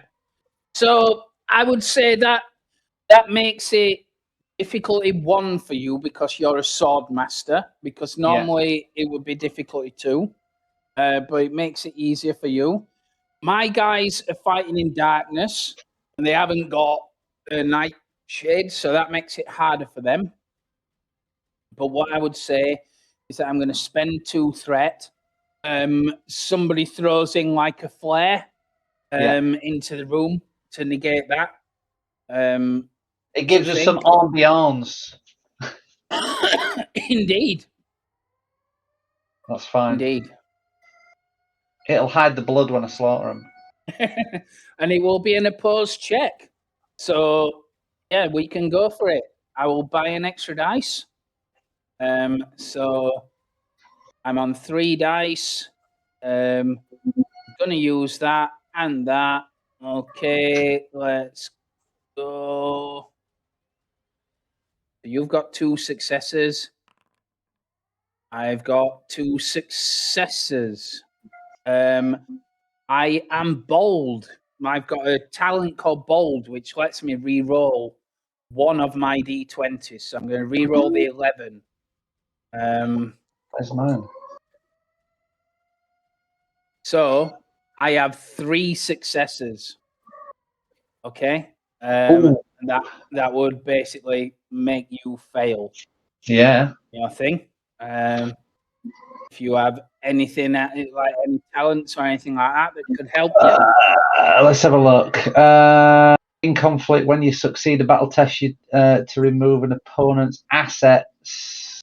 That's like knocking the weapons out of their hand and stuff like that. And you bought 1 or more dice generating threat. You may spend 2 points of momentum. Dedication. What's my dedication? So you can, if you take a complication, you can turn that failure into like a bare success. Can I ask you a question? This might help Zafir, Lee. So I've got a talent bolster that once per scene, when an ally fails a skill test, you may immediately spend 2 points of momentum or add 2 threat to allow the ally to re-roll their dice pool. Yeah. You can do that. And when they re-roll, they may, not necessarily must, they may use your discipline score instead of the skill they were using. My discipline score is 6. Yeah. You can do that. Do you want that, Zafir, or what? No, because I've got battle, which is 7 anyway. So no. Do you want me to do the bolster thing so you can re-roll your pool? Thing is, I'm only probably unless I roll. I suppose so, because if I roll under, if I roll under 7, I get then it's critical success. So yeah, you can either do that or you can take the condition wounded to turn it into like a bare success. No, I'm going to take. I'll take wounded. Okay, I'm fine. I can take a wound.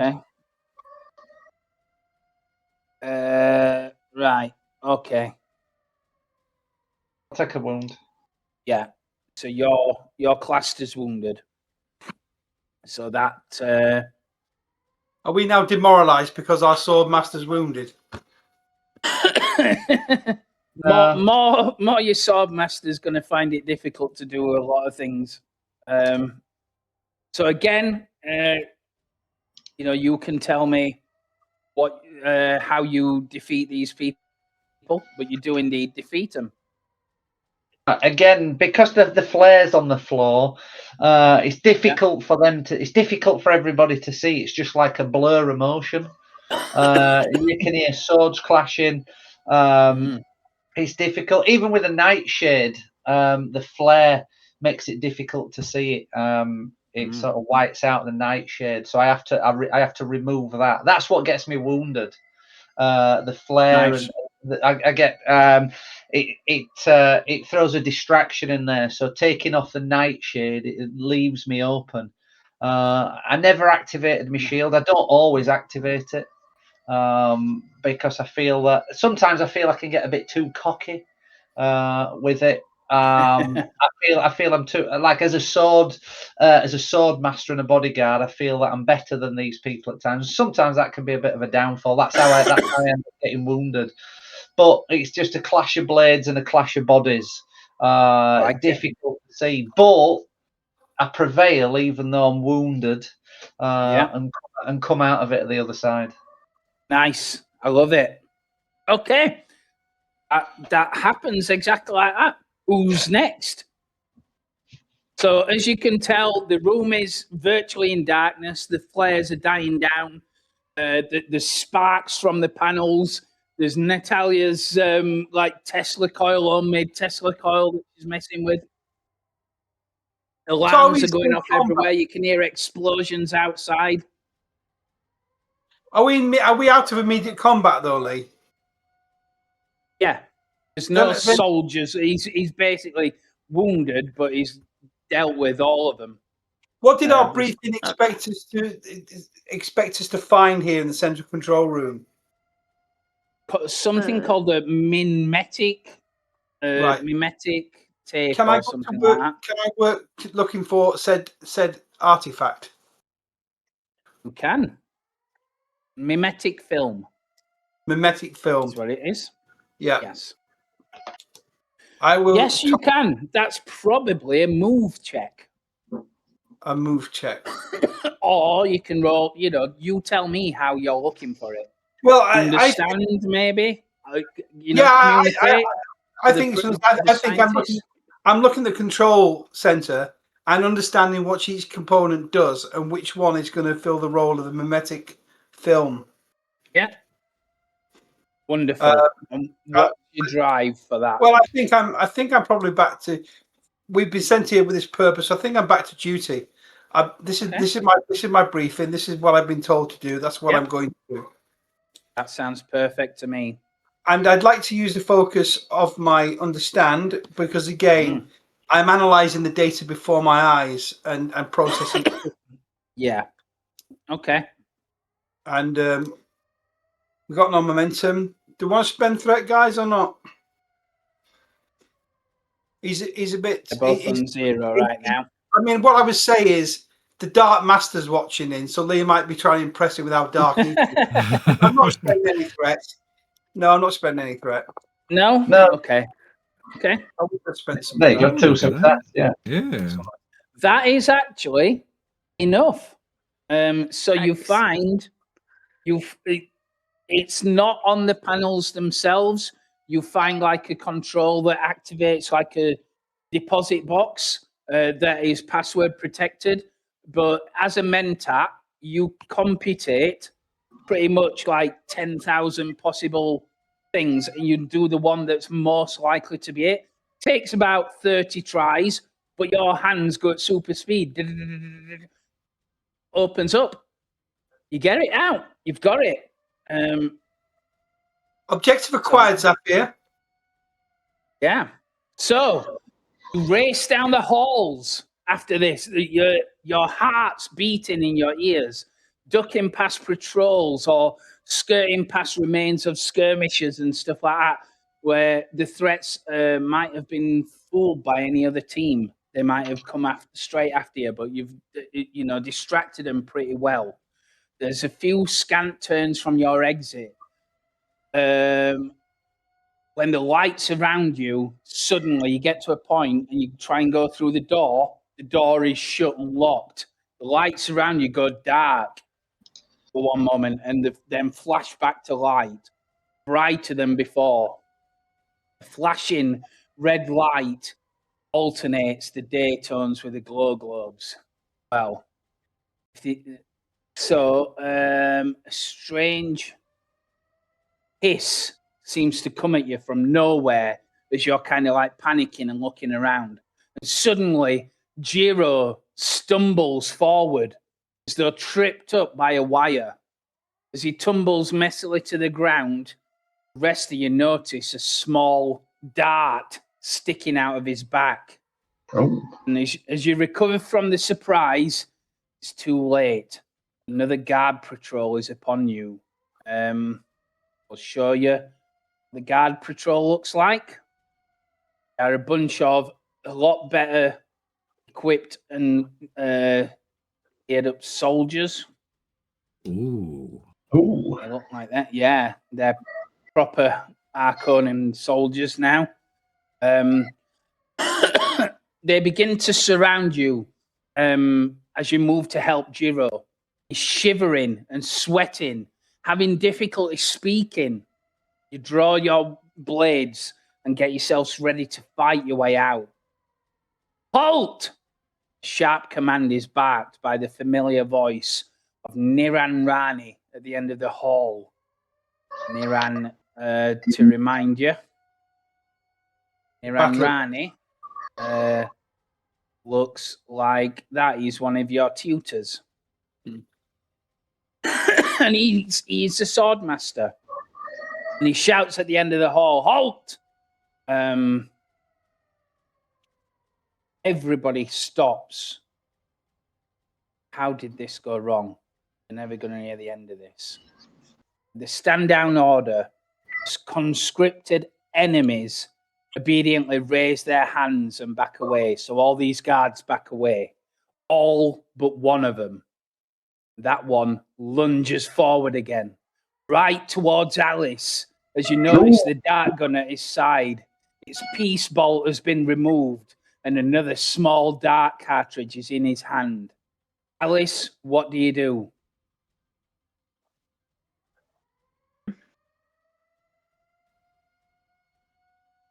I'm gonna. So he's lunging at me. He's got the dart cartridge, so he's not. But by cartridge, do you mean it's to reload, or is it the cartridge that he has reloaded? So it's reloaded basically, and the more significant thing to focus on is the safety bit that stops it being lethal has been removed. Yeah, that'll do. So I'm. So he's lunging at me. So I'm going to try and.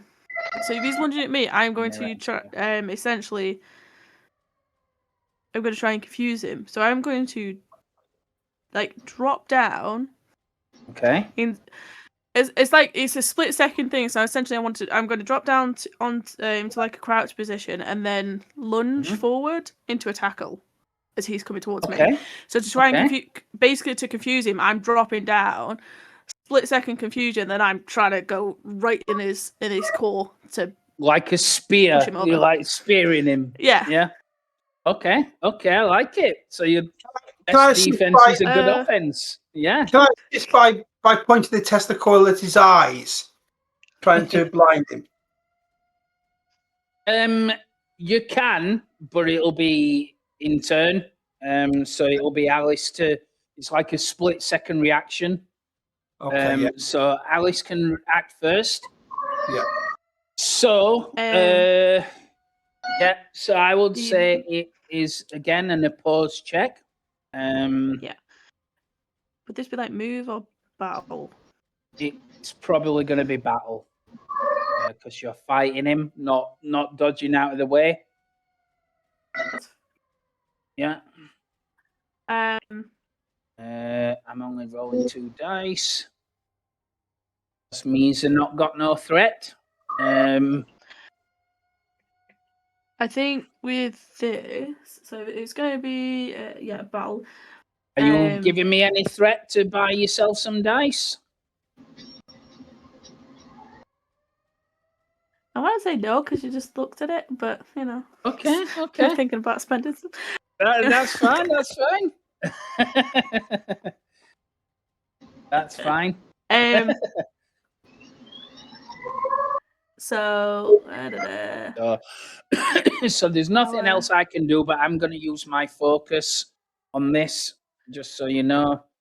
And I get 2. So I'm going to. You have to get 2 or higher. As we've got battle, I do also have a focus in that for unarmed combat. And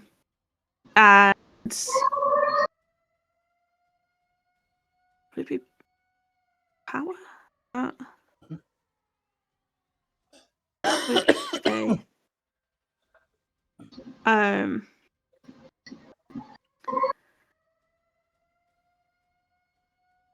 Yeah, I think to me power sounds like it makes more sense.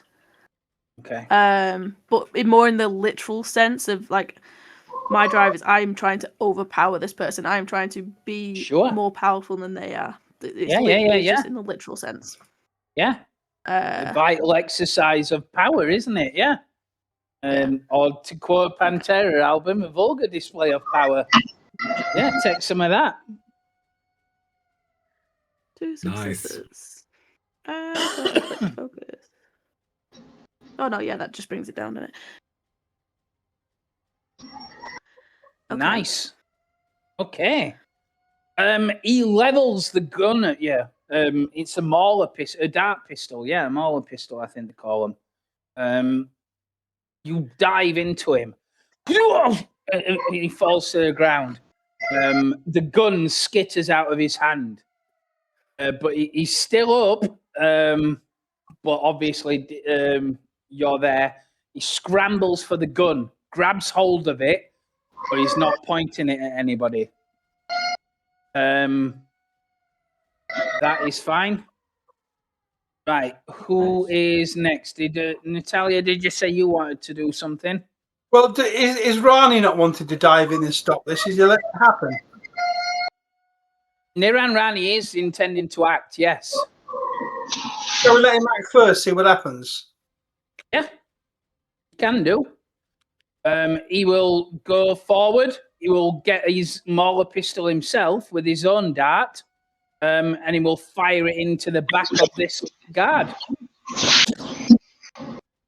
The guard kind of like twitches because he's not got a shield on or anything like that, and he goes limp as he's stunned. You notice that Niran's pistol has got the peace clip on it.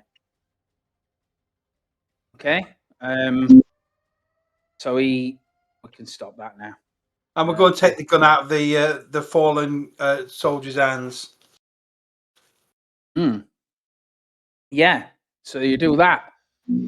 That is absolutely fine. Obviously, Jiro's not getting up. He's shivering like mad, like probably drooling a little bit. Zafir is injured. He's bleeding from his arm or whatever. Yeah. Niran looks around, says, "Get the others. Get them to hospital quick. Guards, take this guy." Is there anything you want to do other than that? He will effectively usher you to the Thopter outside on the east side, and he will say, "Go, go. We'll take you back. Need to get young Nagara to a hospital, to a doctor."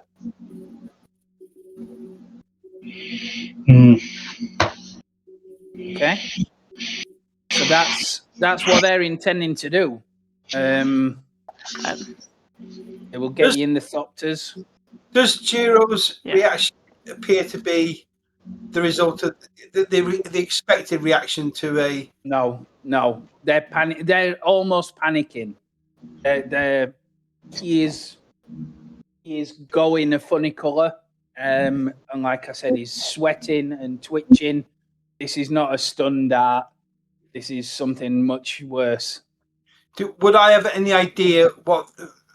I have an hypothesis of what's caused his condition. You can make an understand check, probably difficulty 3, because they're not going to let you examine him. They're rushing him, picking him up, like 6 of them, holding him above their heads practically, and running out to the Thopter to get him in there, get him to a doctor. I'm going to say that's an understand with probably truth. Justice, because I mean, it's a weak score, but I mean, just if this is a test, what kind of test? What's going on here? Sure, you can do that. Yeah. Can I need to focus on analysing the data again to understand what the hell's going on? There's no data to analyse. Everything's datum. Everything's a datum. Everything's data. It's all data. Yes, it is. You want to live inside a mind of a maniac, mate. It's all data. It's nothing but data. It means data before you that you can look over and over. It doesn't say that there. It doesn't say that there. All right, whatever. You're the boss. No point having this fight. Oh, that's great. That's just great. I actually make his condition worse by looking at him. Yeah. Oh, yeah. He's just stunned. What's up with you? So the other guy shoot him. What's up? Yeah. You have no earthly clue. Obviously, it's not a stun ball, not a stun dart. It's something else. But they will effectively get you in the Thopters. There will be additional ones turn up. They just take that one back with the guards, leave you in the compound. More will turn up, take you back. When you get back, Jiro's not with you. They will confine you to your quarters. Basically lock you down. Zafir, do we get a chance to speak or not? You can speak between yourselves, yes. Yeah, you can speak between yourselves because you're like in a thing with a shared living space. Your bedrooms are off from the main corridor, but you can't go out of the main corridor into the wider barony. Yeah, I'm thinking that in all probability we're being observed in our quarters, and I want to have a private chat with stuff. I don't want it to be observed. So unless I can speak in the Thopter, for example, I'll probably hold my peace. There will be people around even there because they're obviously pilots coming back. Turo is amongst you. As you're in your quarters, she will come back later that day. She'll say, "Look, we're working around the clock to get him better. We think we've got him in time. Please bear with us. We're keeping you under lock in case there's another attempt. I think it was an assassination attempt. We'll find out more in a bit.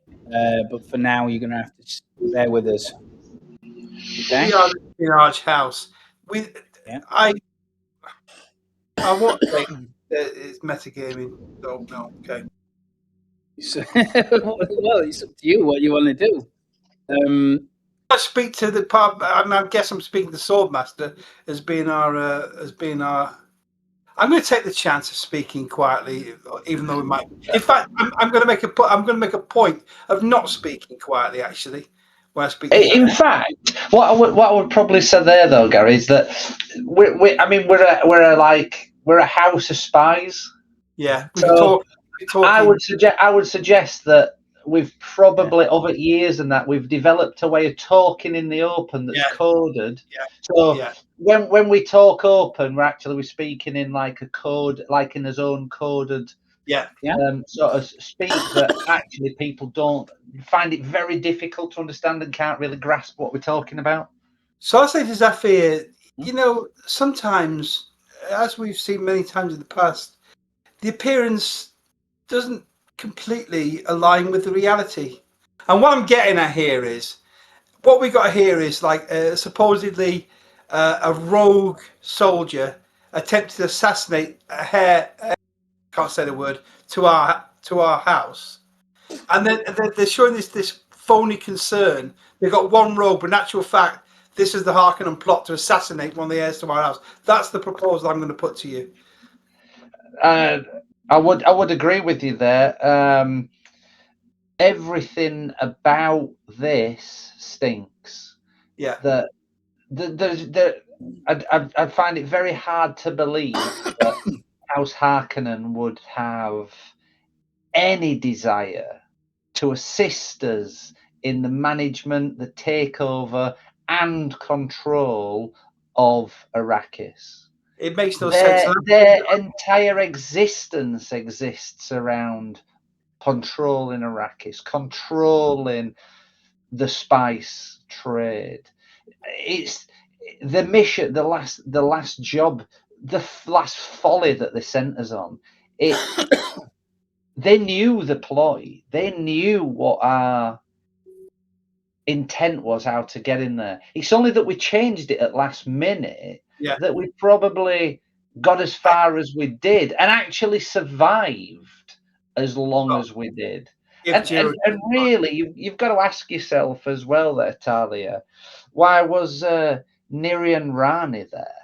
They're clearly observing, clearly didn't want this to go beyond the point that he felt was out of control. I feel that, again, that they're playing us with subterfuge here, that, again, they give with one hand, but actually they're taking more with the other behind us back. And I would agree with your assumptions there, Talia.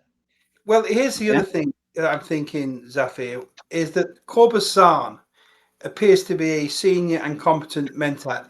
He should have seen this coming. So I also think there might be some even deeper conspiracy at play. Consider this. The story of the frog and the scorpion, the one where he's lifted across the lake, but he can't get across without a frog, and the frog doesn't do it, he's going to sting him and kill him. He gets halfway across the lake and the scorpion stings the frog anyway, and the frog turns around and says, "Why did you do it?" And the scorpion says, "Well, it's in my nature." Imagine this. Imagine House Carino and our Padishah Emperor. House Carino is the Emperor's family, for those that don't know. Knowing that by placing the Arrakis under our control, succeeding House Harkonnen, just imagine they knew this would happen, that Harkonnens wouldn't respond well to it. And they used this conflict between these two great families as a pretext for House Carino itself to take direct control of Arrakis, and therefore solidify their role in the empire as eternal empires, because the eternal emperors of the galaxy, because they control its most precious resource. The emperor does nothing. The emperor does nothing in this galaxy without a plan. He's using the Harkonnens. He's using his Harkonnens as his lapdog. Yeah. Is the Harkonnens there is puppets in this. I believe there's a greater plan here, that the emperor's got designs. He's promised these traitorous bastard, something more. And I feel we've been led round and round in some What sort I'm of saying game. is that he doesn't have to promise them. Their mentats will know exactly how House Harkonnen would react in this circumstance, expecting the assassination of the heir from the Nagara family. So his hands are clean of blood. Otherwise, Oh, 100%, his hands are clean of blood. But the Harkonnens know what they're doing. And you talked about Corbus being a competent mentor. I'll tell you this then, Talia. Corbus run the numbers on that previous job we'd been on. He probably predicted within 0.1% that exact outcome. that's exactly my point. They exactly know. They know. So Yeah. Okay then. I put this to you, Talia. What's our play? We have to find a way to communicate with our house to send military in to extract us from Getty Prime. Okay.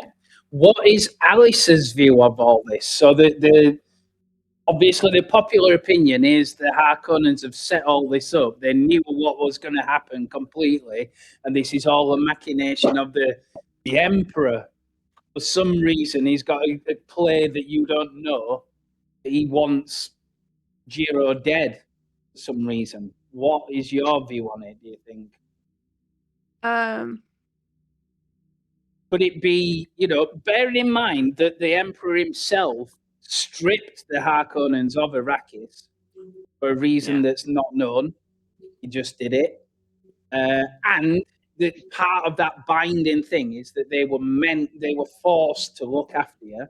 So that is public, but unspoken. But everybody knows. And so they're not pretending. They're like, oh yeah, we'll help you. It's more like you will help them. Have you? So do you agree, or do you disagree, or? I think for Alice, it's I don't think she fully believes it goes back to the Emperor, but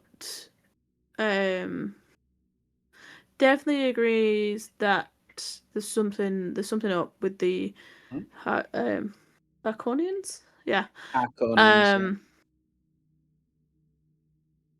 and I think it does go a little bit more than just you took our shit. So, but that is a little bit more based on what she was told. I think it's more of they don't want us to succeed. Okay. So, because if we don't succeed, then they could just be reinstated because they're still here. Right then, Alice. What was your conversation about? What do you mean? You know what I mean. Did you observe it, Zafir? I didn't observe the conversation. No, I knew she'd gone into the room with somebody. I don't know who that person was. I just know she went into a room with somebody in there. Yeah, that's right. It was somebody else in the sisterhood. You could see like the robes. Yeah. I don't know her position. I don't know who she were. I just know that she went and had a conversation with, another Bene Gesserit. Yeah, that's right. So what was your conversation, Alice? It was an introduction of sorts. It's always good to introduce to other members and know those who want to know that they are here. But I think there is, in any conversation, there is always other meanings and inclinations of what is thought to come, and that conversation that was had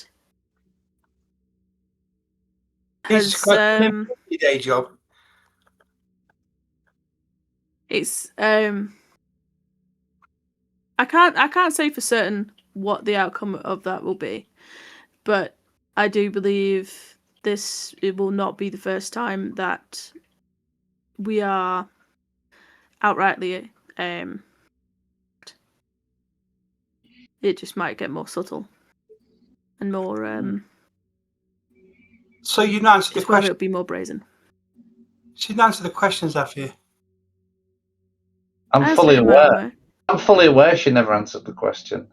It's manifestly obvious in that she's holding something back, Lee. Do you need a roll? My question. No, I think it's pretty obvious she's skirting around it, but you know, Yeah, my you just question is, Alice. really- The big question is, Alice, is where's your allegiance lie? Bear in mind, before you even answer, before you even think about answering, think about who's cared for you, who's took you in, who gives you the opportunity to train, who gives you the ability to follow your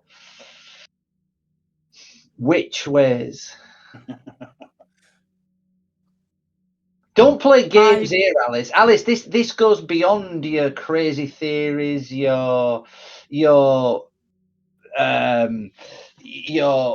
fantasies, your stories that you believe, these follies that you go down. Bear in mind that one of our parties now currently incapacitated from a potential assassination attempt. He's the heir to this house. Yeah.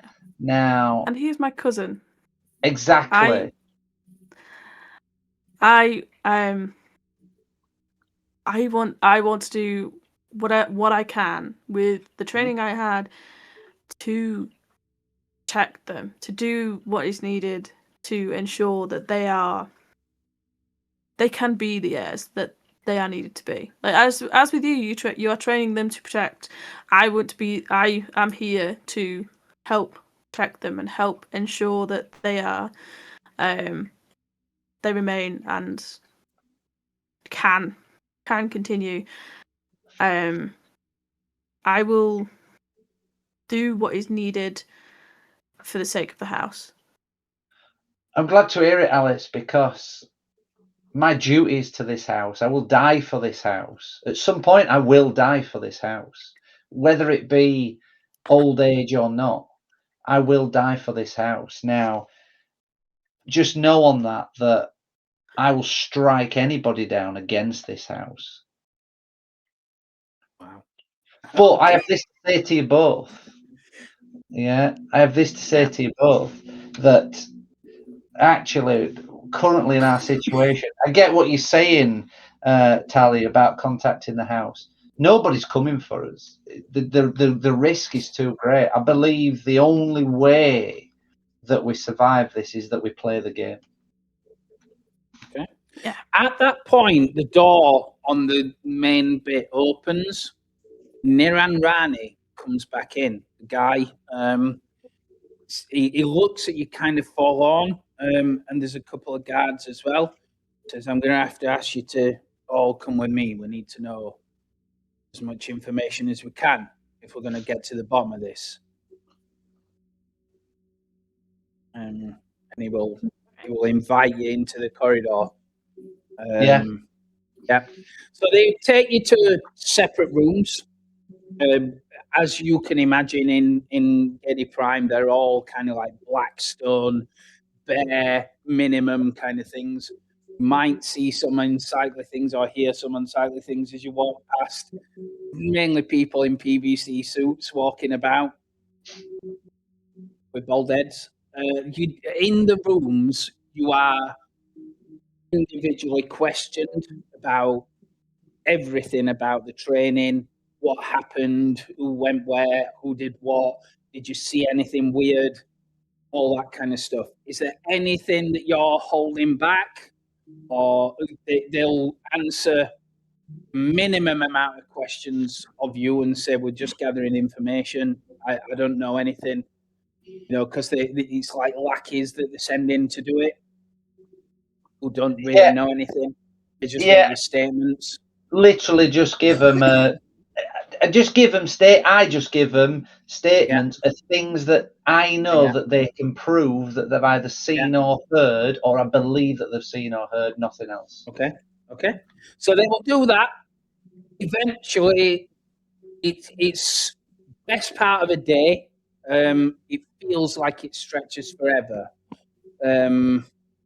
Eventually, you are brought back to your place, and when you're there, there is the soup doctor who's there for the Harkonnens. And you know he's a doctor because he's got like a little diamond on his forehead. He's there again with Niranmani and Turo, the woman trainer of yours. They will show you into the bedroom, and Jiro is there in bed. And they say it's a long day and it's time for you to rest. At least we've got to the bottom of this, and we've of what's happened with Jiro. It turns out the doctor kind of like looks. He says, "Yes, we've had a look, and it's 2-stage combined poison. Each stage was probably smuggled separately past the Harkonnen poison snoopers, because each is not lethal in and of itself. One half of the dose was powerful narcotic. The other dose would react with severe muscle contractions, induce heart paralysis and rapid asphyxiation. As it transpires, a little rest is all young Jiro needs before he is ready to return." Are you saying, Jiro- Doctor, this was never a fatal injury? Oh no, I'm saying it could have been quite fatal. I'm merely explaining how we didn't pick it up. That it was smuggled in as a 2-part solution, and when combined, offers a terrifying poison that was delivered via dart. What did you gather from did you know who administered this, where it came from, who had the ability on the complex? Niran speaks up. He says, "We're still looking into that, but your statements are really going to help us. We'll convene tomorrow, and we'll talk about it then. In the meantime, I somehow don't believe that. you have my word. You have my word as a sword master that we will protect you as much as we can, and we'll get to the bottom of it. You just need to rest. We will talk about it tomorrow. I am gravely sorry that this has happened under our watch. This is not excusable, and we will do what we can." With that, they will leave and leave Jiro in your care. Leave you for the night. And as they're parting, Turo says, "Yes, we'll talk about it in more detail tomorrow. But do what Niran says. Rest up." Okay? So, unless there's something extraordinary that you want to do, the night passes pretty much uneventfully. As normal, they will not let you roam in the corridors, but you're free to mess about in your room as you wish to. When the morning comes and you're next summoned for your meeting, you immediately notice a difference. Additional poison snoopers have been installed near the food tables. An extra glimmer in the corner catches your eye as you recognize what they call a spy eye that's very obviously installed there. Turo himself stands tall and statuesque at the head of the meeting table. She motions you towards the food table, invitingly, and waits for you to choose your food and drink and be seated. Niran Rani is not there. She is. He says, "I'm sure you've got a lot of questions. Understandable. I will do what I can to answer them. Niran is updating our superiors and improving security measures," explained. You've conferred earlier this morning and for today for my pupils alone. What do you wish to know? I have some questions, Zafir, if you would like me to start off. Please. Choro Imshel, how is it that Corbus Zahn couldn't foresee the risk of an assassination attempt on the heir of our house in this supposed exercise? You mean with him being a mentor? Indeed. Well, the risk is never zero. You understand? Taking that option, it is You're a behavioural. wholly advised, isn't it? So this is the Harkonnen homeworld, Gedi Prime, that you're currently sat inside. We are, despite the situation, we are, shall we say, a powerful house, one known for retribution and displays of power. Our army is significant, our influence great, and our security, we normally pride ourselves on it. This is an astronomical anomaly that this has happened. As you've seen every morning, there are poison snoopers on the tables. There are guards everywhere. This is a tightly controlled homeworld. So the answer is, I don't know why he didn't calculate it, but if you did the calculations, they would be infinitesimally small, but not nothing. But how would you know that if the calculations haven't been done? How would you know they're infinitesimally small? It strikes me one hypothesis, Churo, is that there is unrest on your world, and Of might course. be the case that the Mentat might be have his sympathies or his calculations aligned with rebel factions. How could this be like that? Who benefits from assassination of a Nagara heir? She laughs audibly and says, "Who told you there's unrest on Gedi Prime?" Well, what's so funny? I don't understand the humour.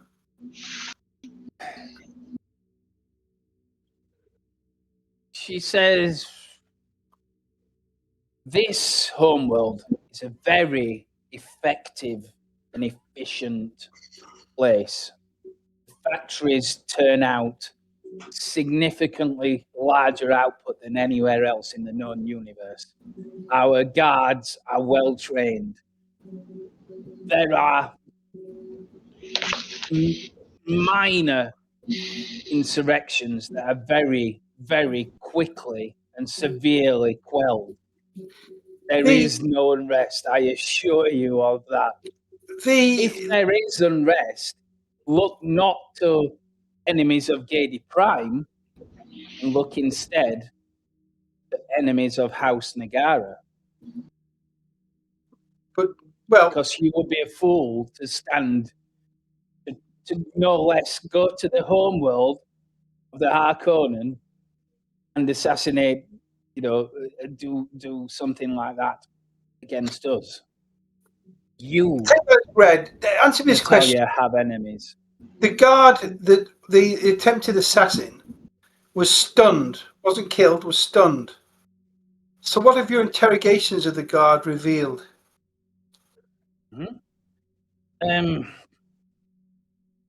Through the means at our disposal, we've learned the man was a slave, approached and hired shortly after he was picked up by Niran Rani for the task that we had in mind.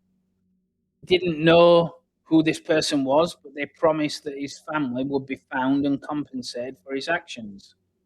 He knew it was the end of him, and he made peace with that. The way the man spoke was sincere, so that means we're dealing with somebody with enough power to carry out that threat. And obviously save his family, have the influence to save his family. checking the weapon. It's come from off-world. Delivered recently from a transport that passed by another planet, which I will talk about. My theory, which right now is only a theory, I believe your house is known for technology, is it not? Yes, it is. A significant technology. Who else in the Imperium is known for technology? Would you know? The Telexu. They're more biological technology. There is someone else who has the contract for the Highliners and a great many other things. Oh yeah, what house is that? Remind us. There is a planet that they live in called Ix. Yeah, X. And Yeah. the Ixians, the weapon that we found that was used, came off a transport that passed by Ix. Whilst it's not Ixian in manufacture, modified parts are when we've deconstructed it. We believe they were switched out. I don't need to tell you that Ix is House Vernius's homeworld. They're a powerful house. I believe that they've been in competition with yourselves some time over your technological capabilities. Not unthinkable that your gift from the Emperor has made them act more rashly than they would have otherwise. They can take out the nobles of your family and you forfeit the right. Is that believable, Lee? That makes do we? Is that a credible? Yeah, it's certainly credible. House Vernius is known for technology, and they don't like competition. Yes, that is a well-known fact. They're a bit like Microsoft. They want to build everything, control everything. So a threat to them would be credible. Or Apple. Cholo Imchel, is it your intention to speak with the Nagara officers, share your analysis, and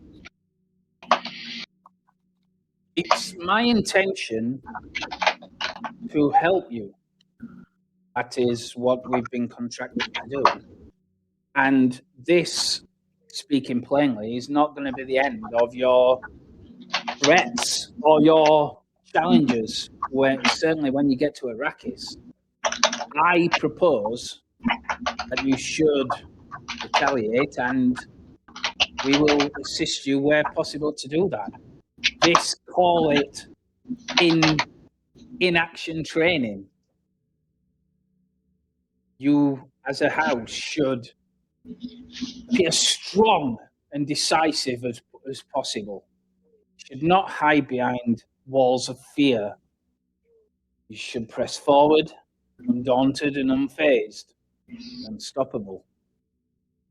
So you should be considering your next steps. I have some suggestions on what you could do next. But obviously, the ultimate response is with yourselves. But I fear that if you run to the Countess, that would send a message in and of itself.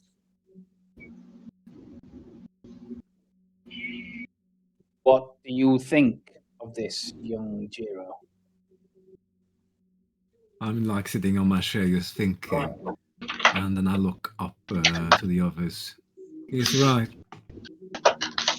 If it is truly the house version, I can't remember the name, then we need to send a message. Vernius. Then we need to send a message that we are not to be trifled with. We believe there may still be an agent on Gede Prime. And like I said, I have some suggestions. But you should do something. In terms of the response, as Natalia has rightly said, I've spoken to Corbusan, and he has computed most likely and most beneficial reactions you could choose to do. You could do nothing and do not tell Countess Nagara. That, in its own way, provides a strong and resilient response. You're like a wall. And that will be heard loud and clear by House Vernius in some way that you're not fazed by it. But it gives them free hand to try again. The only other advantage of that is that you do not play your hand. You can move quietly. The other option is that you respond in kind. You send assassins to X in retaliation. This is a no-nonsense approach that you won't take any threat lying down, but it's a dangerous game because if you fail, you can be called out for it, and House Vernius is more powerful than yourselves. Probably won't survive if you go to open warfare. And House Vernius, in all honesty, may well seize Arrakis. If successful, however, you would be cutting off the head of the Viper and you would stop retaliation in its tracks. House Harkonnen would be willing to send an assassin on your behalf, but it would be at cost to yourselves. The only other option I can see that Corbusan can see is to hit their infrastructure and send saboteurs to hurt them in other ways. It's a less lethal option. There's no correlation. So the downside is that the message would be lost. It's kind of not relevant to what's happened.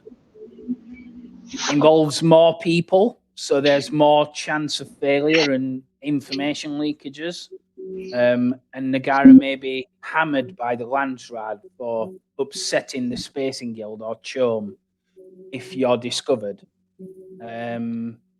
However, there is an opportunity to invite a CHOAM representative to Gady Prime, so perhaps you can undercut them, House Vernius, that is, in their supply, and get them to take less from them or more from you, and cut the legs out from House Vernius in trade. There are two options. There could be another option if you wish it. These are the most complicated. Was Canley not considered?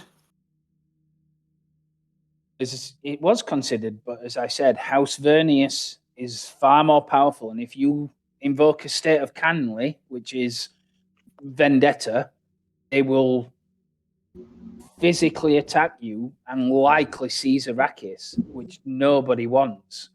The Emperor cannot intervene because it's formal, and House Vernius will be ruling Arrakis. We don't want to see that. So we would advise against it. And for your own sakes, I pray that you listen to me. So the other one that you have touched upon are economic sanctions. We could starve Vernius of spice, couldn't we? No, because the Spacing Guild and CHOAM dictate the trade. Well, via the Spacing Guild and CHOAM. Yeah, predominantly CHOAM. CHOAM is the company that deals in trade. So it would be for them to do that. So you can negotiate with CHOAM, but the only other way is to physically reduce their capabilities by sabotaging their liners and their ships. But if CHOAM and the Spacing Guild find it out that you're doing it, that would be probably bad for you because you're endangering their assets. We can't let this insult go unpunished. Jiro, Talia, do you mind if I have a word for a second? I sort of pull them to one side and we sort of have a quiet chat. And Talia, you talk about letting this act not go unpunished, but again, have you forgot your lessons? Have you forgot your previous statements, what you made about the Harkonnens? You know, are we being played here? Is this to get us into? Is this to draw us into conflict? Is this? Do you what do you calculate the percentage of this turning into open warfare and the potential destruction of our house if we allow the Harkonnens to do our business? There's too many moving parts here. Jiro, I would suggest that my counsel to you on this would be. We do not forget, but our actions we stay our actions for the time being. That I believe that if we start sabotage, if we send the Harkonnens, allow them to do our assassination, they're heavy-handed, they're poor at it, that I believe it can only lead to the destruction of our house. I'm not saying we'll let it lie, but I think we should be. My counsel to you, Jiro, would be to take a cautious approach. With respect, Zafir, Jiro, Zafir is a fine swordsmaster.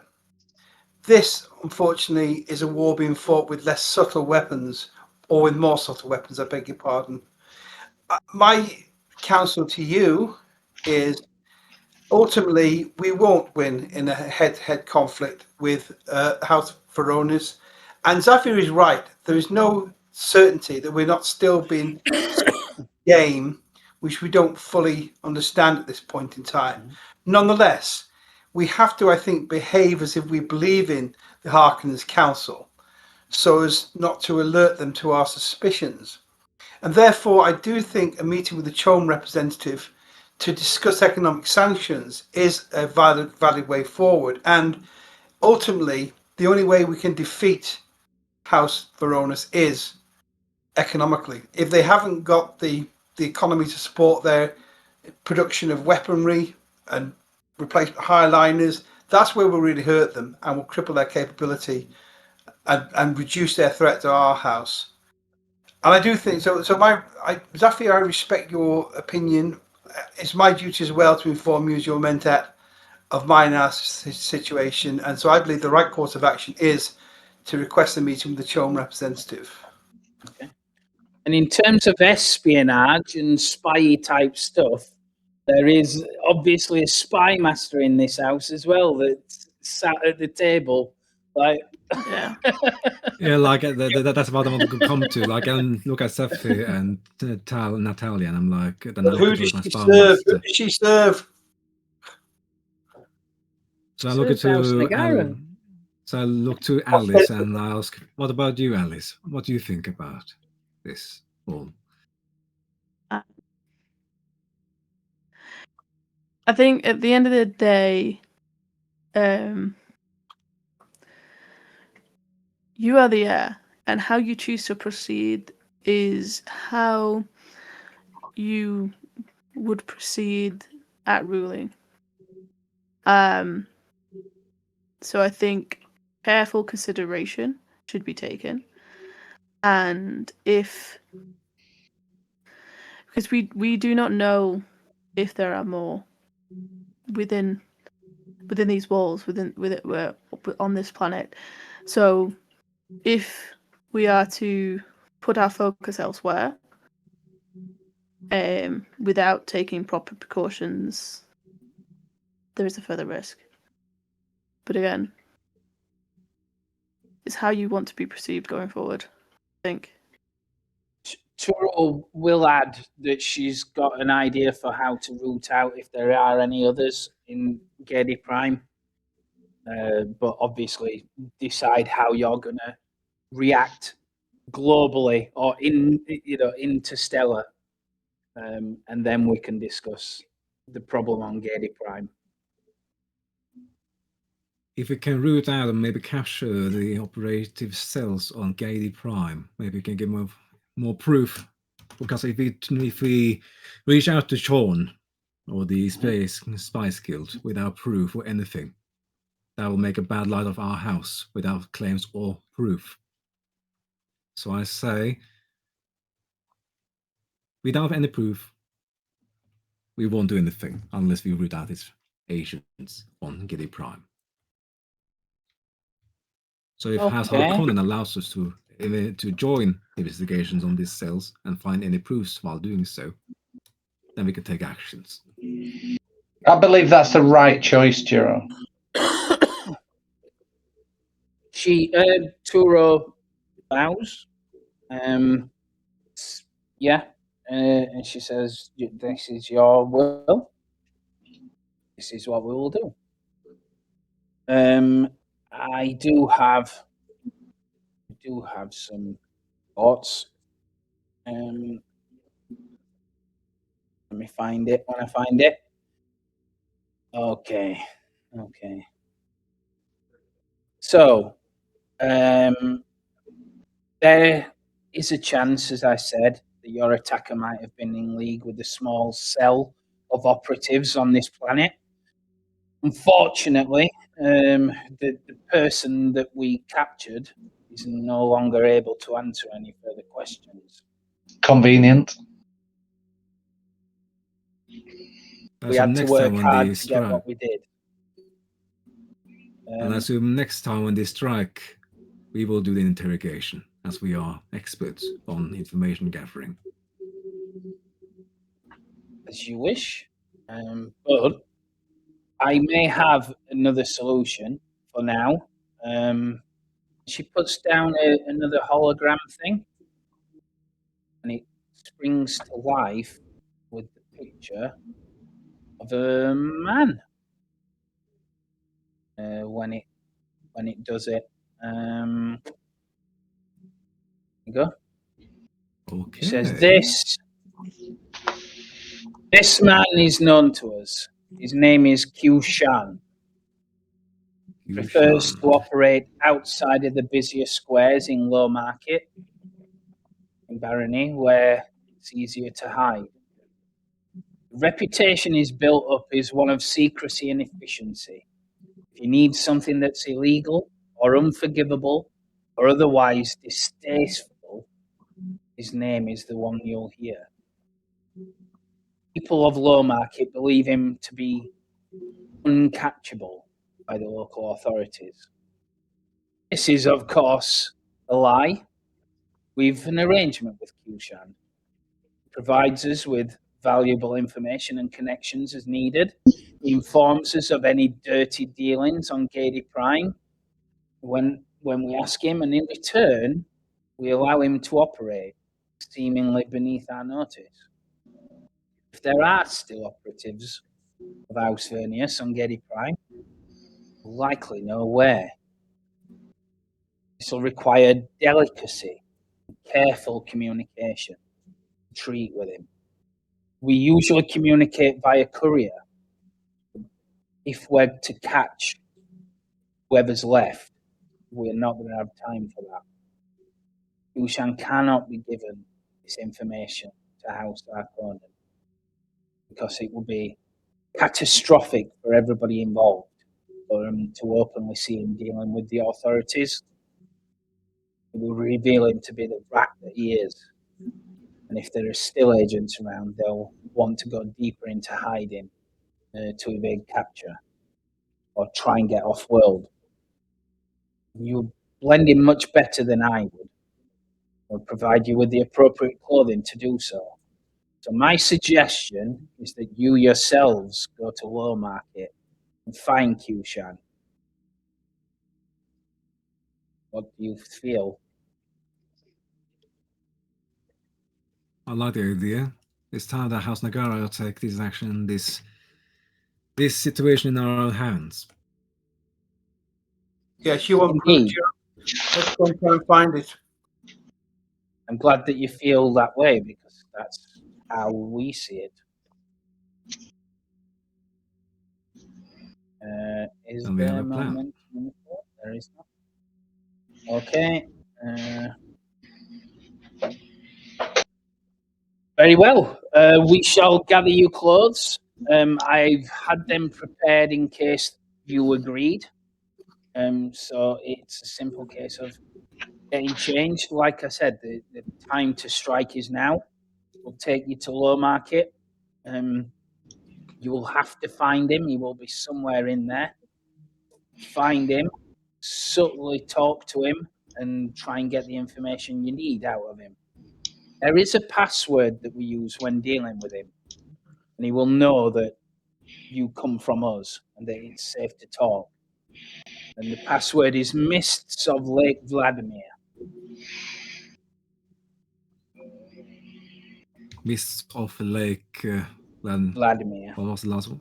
Vladimir. Okay. Vladimir. Okay. I will travel with you in the Thopter.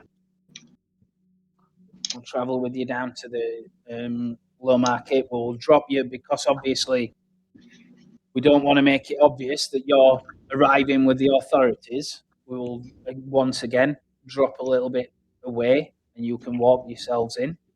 When you're ready, you can come back to the Thopter. We will pick you up. Okay? Very well. So, How will if there is a cell operating, how will they know whether their mission was successful or not? how will the cell know? Yeah. They don't, I'm guessing, unless there is a spy inside the barony, which I doubt. As we said, the person that was the traitor, shall we say, was a slave. He was a slave from one of our slave pits. Niran Rani conscripted them. And it suddenly makes sense to you as you say that, how they were like acting lethal as well. It never seemed to faze them as they walked past the dead bodies inside the complex that Zafir Kalas has cut down. Because they were slaves. We believed them unarmed. Yeah. So my guess is that the other, cell members are also slaves or people like it. Certainly from the lower classes.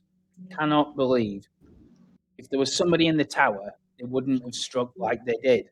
They would find another way, murder you in your sleep or whatever. Yeah. So, out of character, would we have had the assassination attempt been successful? Would there have been any kind of announcement? Would there have been any kind of knowledge that Jiro had been assassinated, or? Well, not really. You would. It's fairly obvious to see that the Harkonnens have been charged with, teaching you and keeping you right. So it looked like a terrible if you fairy. died, Yeah. and they had to announce, "Oh yeah, sorry, Jiro's dead." Yeah. It don't really look good on them. No. They wouldn't announce it easily, but obviously at some point he's going to have to turn up dead. Yeah. They can't bring him back to life. So there would have to be an announcement at some point, but how they would do that, don't know. Maybe They they would put us probably all do on what they're doing now and talk to you and say, "How do you want to deal with this?" put us all on the ship, pretending Jiro was still on board, and blow the ship up. Yeah, they'll say there's been a terrible accident. Yeah, Yeah. and they've all died. Yeah. Yeah, probably something like that. Yeah. But certainly, on the outside thing. Now, whether they're manipulating that, Yeah. that because, like We you don't said, their reputation, is not a good reputation. They're not well liked in Landsrat. Yeah. They're despicable, sadistic, twisted bastards by reputation. You've not Yeah, really seen much of that. You know, No. they seem to have Or treated you sugar all like. right. Yeah. Although they're just misunderstood. Yeah, they've treated you very well. You know, consider as much as a lab rat can be treated well. You know, you've moved from your room to this big meeting room, and from the meeting room to your room, Yeah. very So, little other places. yeah.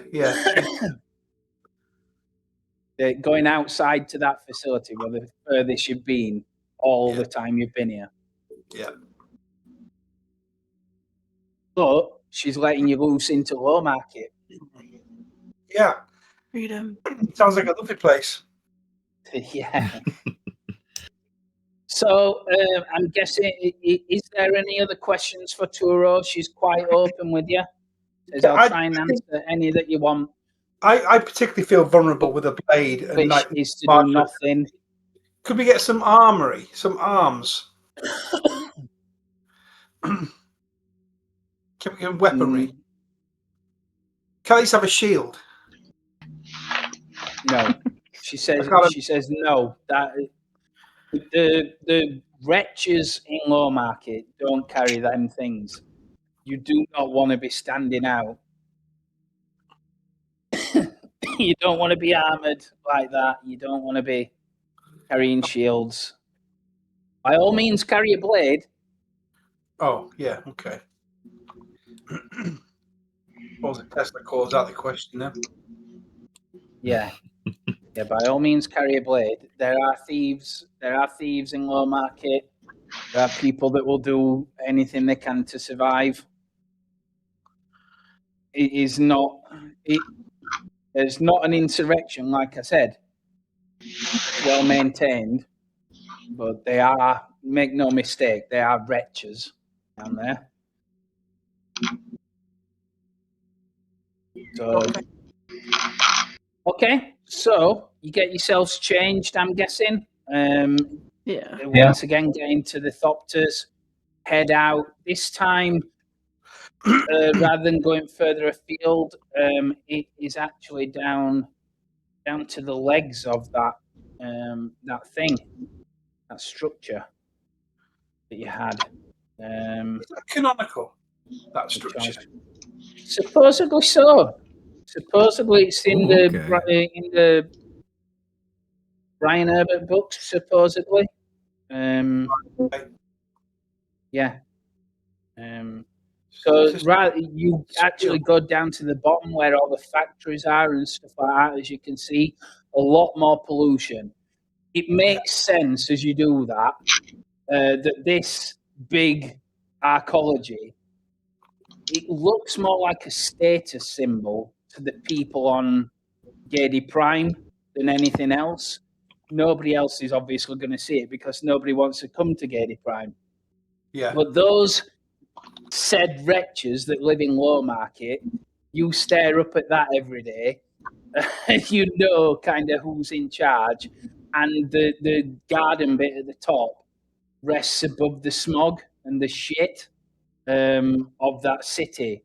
So they live a relatively nice life compared to the normal residents of this place. So you head down. You can.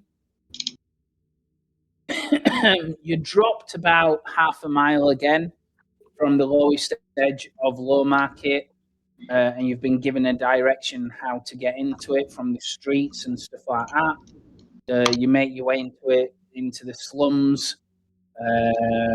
Yes, this is, like I said, very, very different from the arcology you've been living in.